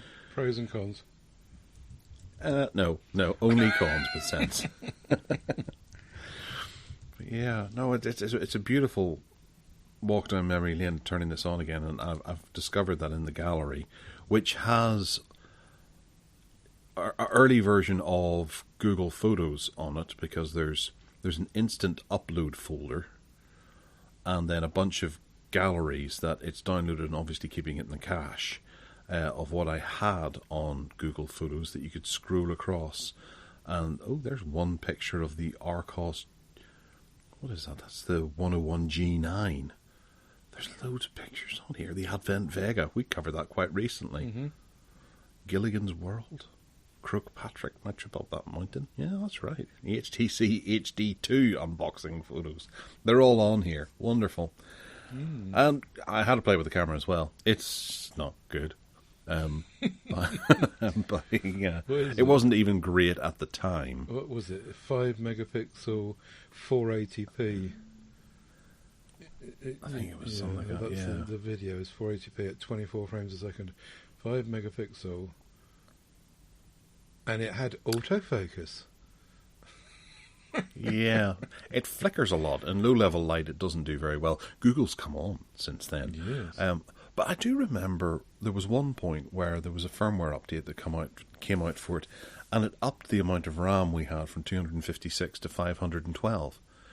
They unlocked an extra 256 megabytes of RAM. I've forgotten that as well. Yeah, you're right. Yeah. It was a weird thing. And the HTC Desire had more than that. I'll put another link in the show notes to the comparison table, the Nexus 1 against the HTC Desire, so you can see, if anyone's interested, they can click and see the specs differences. There's not a huge amount of difference. 576? Yeah. That's weird. Odd, isn't it? Yeah. It's like some sort of Amstrad scam so that they can sell it in Spain. I like as I said in my review though, I like the fact that the HTC had hardware buttons, and I think that was a distinct advantage over the Nexus 1, as much as I liked the Nexus 1. I think that the HTC Desire had advantages, and I did actually like the front end, the Sense UI. I thought that it was really nice. I got to like it over time, but yeah, the Nexus 1 was obviously pure. Yeah, HTC Sense was just getting a really nice phone and then slowing it down to buggery. It was awful. I could, the amount of HTC Sense devices that I've had over the years, and it's just like, can I not just get rid of this? And it was after a while you were able to install different ROMs. No, what are they called? The name's gone out of my head. We have them, home screen replacements. Launchers, yes. And you're able to get rid of Sense eventually that way on Android. But actually, it wasn't HTC. They put out the Smart, which is an entirely HTC Sense device, wasn't it? Yeah. I Your girlie bought one of those, stupidly. I do agree with you, and I do remember it slowing things down considerably. Yes, you're quite right. But I still like the look and the feel of it. I like what HTC had done with Android. Pros and cons, I think. There are, and whatever you say, there are some pros. Yes, it's colourful. Yeah. It's prettier than the contents of a toilet, I suppose. Yeah. But yeah, the trackpad was superb on the Nexus 1. And I loved mine. As I said on the last show, I imported mine from America, had it sent over, and it was like 500 and something quid. It was a lot of money at the time, but I was so enthused about it that I just had to import it. I couldn't wait. Yeah. Great. I still have mine in the sock case, the Android sock case that came with it. Oh, yeah. I've forgotten about that as well. You got a better memory than me. Well, it's because it's here. Oh, yeah. That could be it, couldn't it? I still have the original box and things like that. Do you? I was really proud of this. I was so pleased. And it was one of the first phones I ever got for free. Right. I didn't regret it because there was a Motorola Milestone that was being given away on the other side of the room, and I was like, oh, which do I get? Yeah. But the Milestone I don't think it had R3G bands or something on it, whereas the Nexus 1 did. It's a great phone. It's a wonderful phone. Yeah. And I think everyone who had it thought it was better than the Desire, but then everyone who had a Desire, which was a great deal more people, thought it was better than the Nexus 1, if they even knew that the Nexus 1 existed. It's just a shame that these things don't last very long, which kind of brings us back to Apple, I suppose, and Samsung, that these devices, 6 years on or 7 years on, you can still use them. Whereas I know 2010 is an awful long time ago, but, you know, I mean, if you had a record player, it would still work 12 years later, wouldn't it? Yeah. If you had a washing machine, as long as it hadn't been knackered, it would still work 12 years later. And if you had a television, it probably would still work 12 years later. But, true. You know, we just got used to short life terms on these devices. And also, in the evolution of smartphones, that period of time was shorter because of it evolving so quickly, I suppose. I suppose you could argue now, if you bought a Fairphone, for example, it would last you a good number of years because things are not moving on so quickly. If you follow. Your turn. Yes. Well, obviously, after the Nexus 1, they built it was the Galaxy Nexus next, wasn't it? Was it? I can't remember. Was there something in between? We need a path, don't we? The Nexus 1 in... right, the Nexus timeline in Wikipedia is where it will be. Nexus event, Wikipedia. Oh no, that's an event. What's that? That's something to do with wrestling. The Nexus professional wrestling event. Right, is it here, or should we get excited about it? No, it's in August 2022. WWE. They've obviously used the Nexus word for something else. No, there was the Nexus S. That followed. Wow, I don't remember that phone at all. Oh, my word. Here we go. Nexus. Here it is. I found it. You've probably got the same page as me. The Nexus 1, the Nexus S, the Galaxy Nexus, the Nexus 4, 5, 6. So, yeah, it's those early three, because the Samsung made two of them. HTC made that one we've been talking about, the one, and then Samsung had to go at two of them. Oh, yeah, I'd forgotten about that one. What was that? That must have been based off the Samsung Galaxy S. Yeah, probably. And then the Galaxy Nexus was based off the Samsung Galaxy S2? Yeah, and it got a huge screen by then. Yes, how big is it? Curved screen. I loved that phone for that bit of the curve. Whenever you were talking on the phone, it curved around the side of your face. It was such a comfortable phone to talk on. Yeah, banana. It really bummed me out that fell in the water.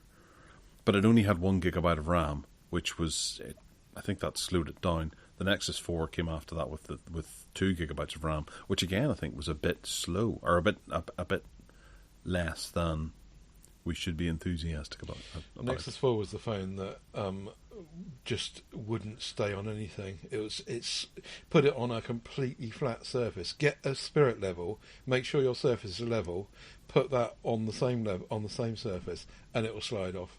It was the most slippery piece of glass on the back. If you remember, on the Nexus 4, it had this kind of shimmering, pixel look, and when you moved it in the light, it was really attractive on the back. Yeah. So, nice phone. But yeah, slippery though. Slippery. Yeah. That was 2012. It doesn't seem that long ago, and that arrived on Jelly Bean, which was Android 4.2. Yeah, it was made by LG. What's the size of they did. Yeah. What's the size of the screen? I can't see. Oh yeah, 4.7 inches. So that's the same size as the Marshall London that we spoke about recently. So it's a dinky phone, but nothing like the 3.7 of the Nexus 1 where we started here. So it was based on the Optimus G design. Yeah. Which is a phone I don't remember at all. I remember the names. An LG, wasn't it? Yeah. Yeah. I do remember Optimus, but Optimus G, so Optimus Google then, probably. That's really nice walk down that bit of memory lane. Yeah. Wireless charging. So the Pixel 4, the Nexus 4, was the first one that had wireless charging. I've forgotten that as well. But did they not drop it after that for a wee while? Because I don't think the Nexus 6P didn't have it. The Nexus 6P, did it? Did it not? Oh, the Nexus 6P just generally didn't work. You were lucky if you got to take a photograph of that. With that, it was an awful phone. It was rubbish. I think there was a... Was that the Motorola one? No, it was made by Huawei. Oh, it was the Nexus 6, wasn't it? Okay. Yeah, you're talking about the Nexus 5X and the 6 Pro, which is the next stage on. I was referring to the Nexus 6, which was made by Motorola. Oh no, the Nexus 6P, which was Huawei. That was the last Nexus they made, and it had that lawsuit against it because, it had some sort of fault with the camera and the battery, and any time you tried to take a photograph, the phone shut down. Oh yeah. And there was always some sort of problem with it, and had a really nice camera bump. It was a beautiful phone. I loved looking at it. It's just a shame I couldn't actually use it, and it was riddled with problems. But it didn't have wireless charging on it. Right. Yeah, I'm just looking at that the Nexus 6 again, not the 6P. And remind myself the Nexus the 6. Motorola one, and I remember really liking that one. It was at the time it felt like it was huge, biggest phone I'd ever had, and it was still under 6 inches. So if you put that against the Pixel 5 now, they'd be a very similar size. And I can remember thinking that was huge. Wow. Yeah, good stuff. It's a funny reign of phones, isn't it? Obviously, it's not labelled the way you would expect. Like, it's not like the Police Academy films where it goes 1, 2, 3, 4, 5, 6, mission to Moscow. It's 1, S, Galaxy, 4, 5, 6, 5X, 6P. And Pixel as well. 7 second generation, 10, 9. Cute. Yeah. All very odd. Yeah. Well, that was a lovely walk down memory lane. Yeah. Did you guys who are listening to us, did you have Nexuses? What's the plural? Nexi. No, it's not Nexi, is it? No, that's Alan Partridge with his Lexus, isn't it? Nexi. I think it's Nexuses. It would be, yeah. It's like mice and mouses. Mises. Mises? Yes. Right. That was really nice. I enjoyed that chat. That was good. I'm sure people listening to it will remember all this as well. Yeah, and they're probably going, "Oh, I can't believe you thought this of that." Blah, blah. Yeah, but we all had a Nexus, I'm sure, at some stage, and a nice story to tell. So, actually, out of that count, how many did you have? Out of all the Nexuses and all the gin joints and all of Missouri. I've had all of the Nexus models, and I think I'm right in saying that I bought all of them myself. When we got into the Pixels, we started, Steve and I from Phone Show Chat, we started to get sent PR models, and so we didn't then have to buy them anymore. Yeah. And they tended to leave them with us, which is really nice. So we didn't have to shell out. Oh, the exception to that was the Pixel 4. They sent us one, and they wanted it back in about a week. And so I didn't get much time to play with the Pixel 4. But apart from that, like you with your show being given one, we kind of benefited from the system of reviewing after Pixel. But no, Nexus I bought myself, everyone with my own money. Did you get them all? Yeah. Aside from the Nexus one, I bought 4 after that, including tablets there. I had the Nexus 1, the Galaxy Nexus, the Nexus 6P, the Nexus 7, the Nexus 10. Mm-hmm. And I bought them all bar the Nexus 1. My dad's still using a Nexus 10. Oh, is he? Wow. Amazing. How does it run? It's all right. It does the job. He doesn't need it to go online, but it just works for what he needs it for reading. His eyesight's really poor, so it's a nice big screen for him. Oh, fair enough. Yeah. It's a lovely tablet. But we covered it last week, and I can't believe you didn't say that at the time. Did we? Did we cover it last week? We mentioned it, yeah, because of the front-facing speakers that you would cover up with your hands when you were holding it. Oh, yeah, I forgot about that. I can't remember one week from the next. No, neither can I. But that's sign of the times. Okay, moving into something else now. Oh, that'll be the bargain basement. Yay. Okay, well, first up, what do we have? This is a Xiaomi 12, which is a very capable device, and it's the 256GB, 8GB model, and at the moment it's £200 off. So it was £849, and it's now £649. It looks like a lovely phone, and it's really dinky as well. Very small phone with a small screen, 6.28 inches, but it's still jam-packed full of tech and wireless charging and fast charging and stereo speakers and just everything that you possibly want.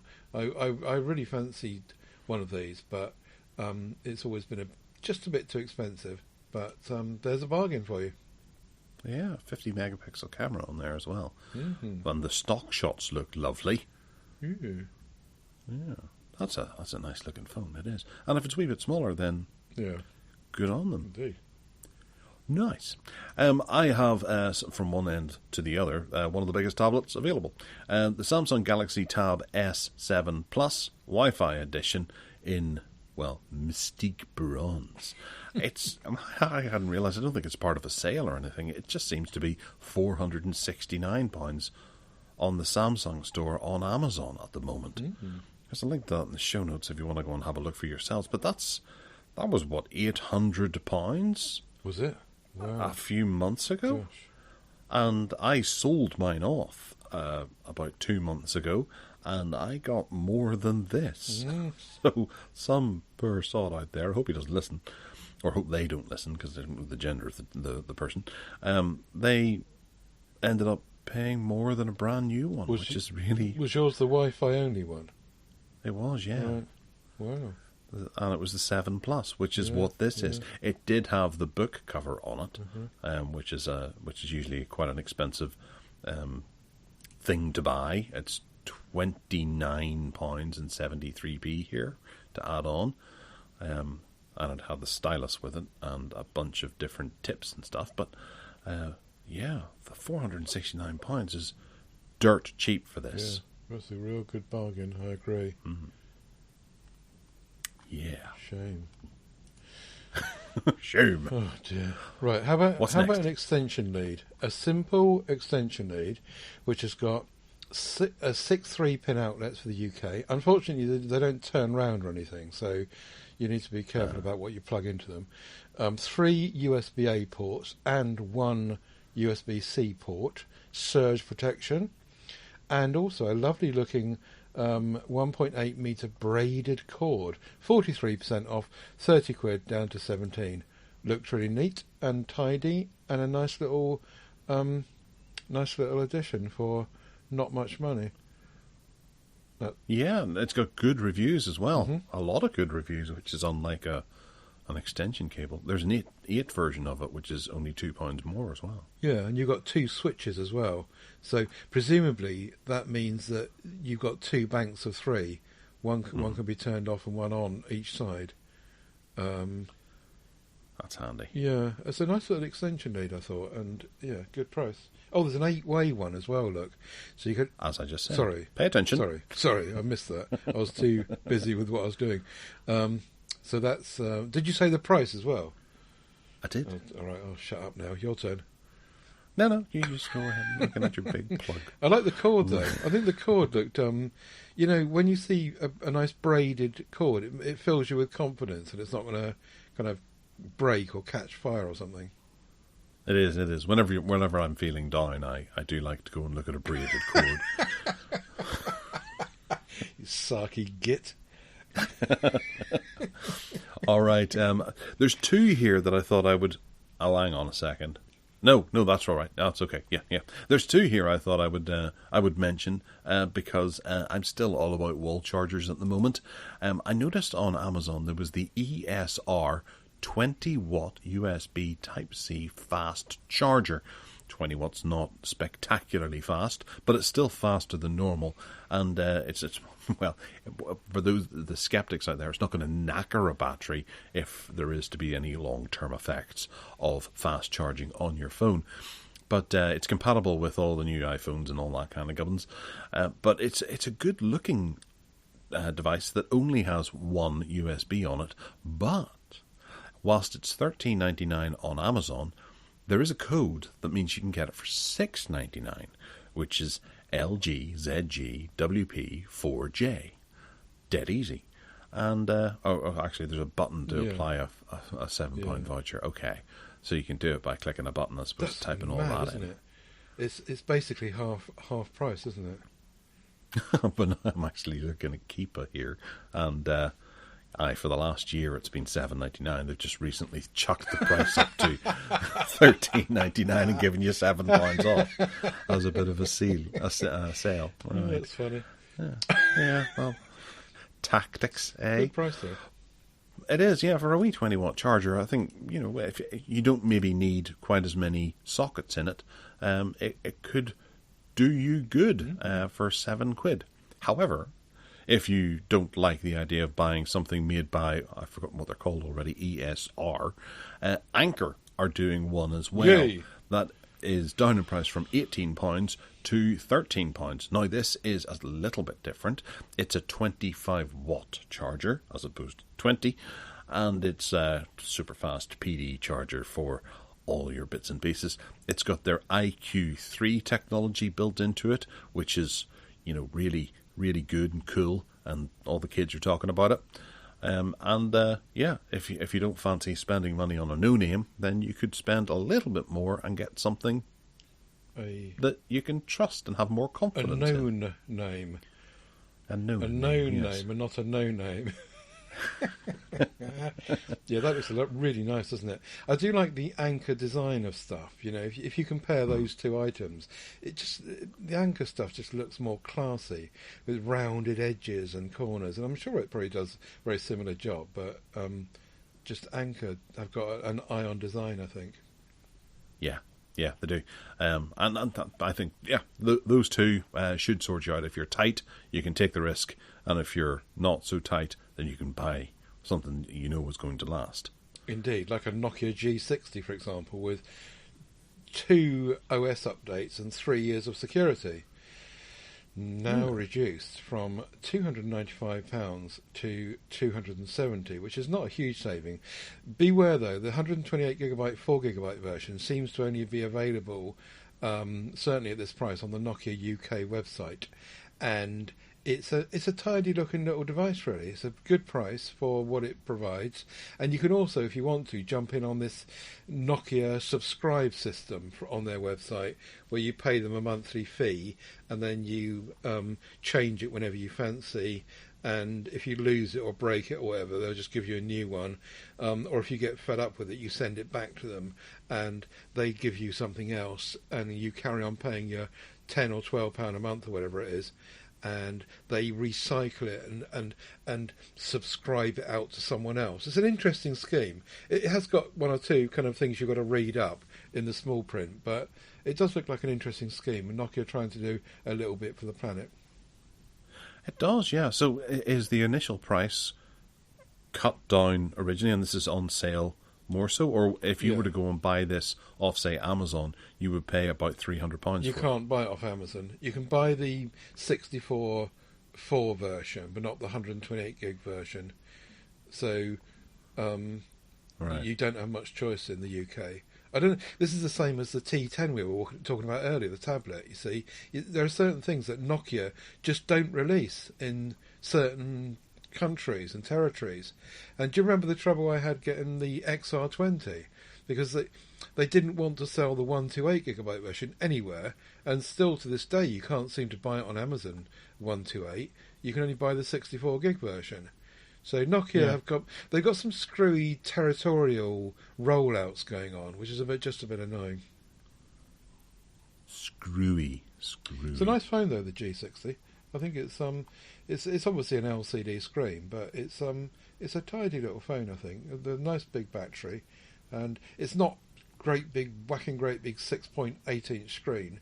It's a 6.5 inch screen, which is a bit more manageable, I think. And they will give you updates going forward, which so far they've kept to their promise with. True. I'm just having a quick look through their accessories range to see if they've reduced the rugged flip cover down to a more... Nope, it's £50. Unbelievable. Mad. Totally. Mm. Right, okay, so the last one, which we'll throw out there, is a wee set of earbuds from Anker again. These are the Soundcore Life P2. They're down in price from £40 to £25. That means you're saving £15, which is 38%, according to the maths. Now, this is only on the black ones currently. The white ones are still sitting at £45, but who'd want white ones? Really? These look like a cracker pair of headphones. I think we've featured them a few times before. I like the look of these, I really do. There's that nice design again, you see. I mean, they just look classy, don't they? They look like somebody at Sony went and worked for Anker. And what's interesting here is that the RRP for the black ones is more than the white ones is more than it is for the black ones. So the RRP for the white ones is $45.99. Yeah. And the RRP for the black ones is $39.99. What madness is that? That sounds like a company that's got far too many products on Amazon and really doesn't care that much as long as they're shipping them out. I'm guessing the price for this, the reason for this price reduction is the fact that the P3 version, the successors to these, are out, but they're £70. Right.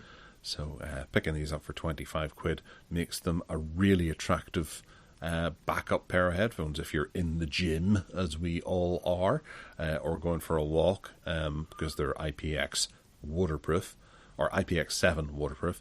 They should be able to take quite a bit of moisture. I don't think the P3s are as attractive, actually. I think the design's gone a bit screwy there, after all I said about them.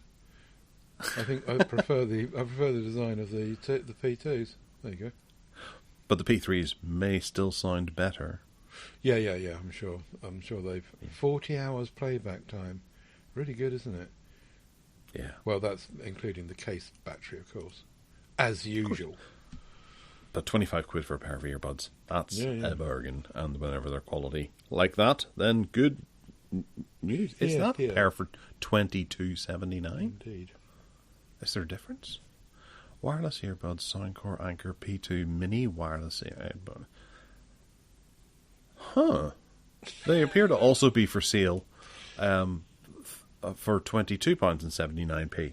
Really? Yeah. Oh, yeah, I see that. You're right. So you've led us a merry dance there, haven't you? Oh, look, the no, RRP is different. But these are mini wireless earbuds as opposed to the other ones, which right. are just wireless earbuds. Okay. So they must be a bit smaller, have slightly smaller batteries in them. We'll let them off then. Yeah, I'd say so. It wasn't me making a mistake or anything. Oh, or not being no. quite as observant. Never. There's two different products. Nice one, Anchor. Covering all fields, all boxes, all courts. Yeah, cool. All right. Well, if you want to get in touch with us, you can by emailing us at gareth@techaddicts.uk. You can also find us on Twitter as well, at techaddictsuk. There's me on Twitter as well, which is Gareth Miles, GarethMyles. And then Ted, where can they find you? They can find me at tedsalmon.com. Links there to all I do, audio podcasts, and also the MeWe groups. So if you haven't joined us in the MeWe group, do that. Links in the show notes, but also at tedsalmon.com. And if you want to buy me a coffee, you can do that, and I'd be very grateful. It's at paypal.me/TedSalmon. Cheers.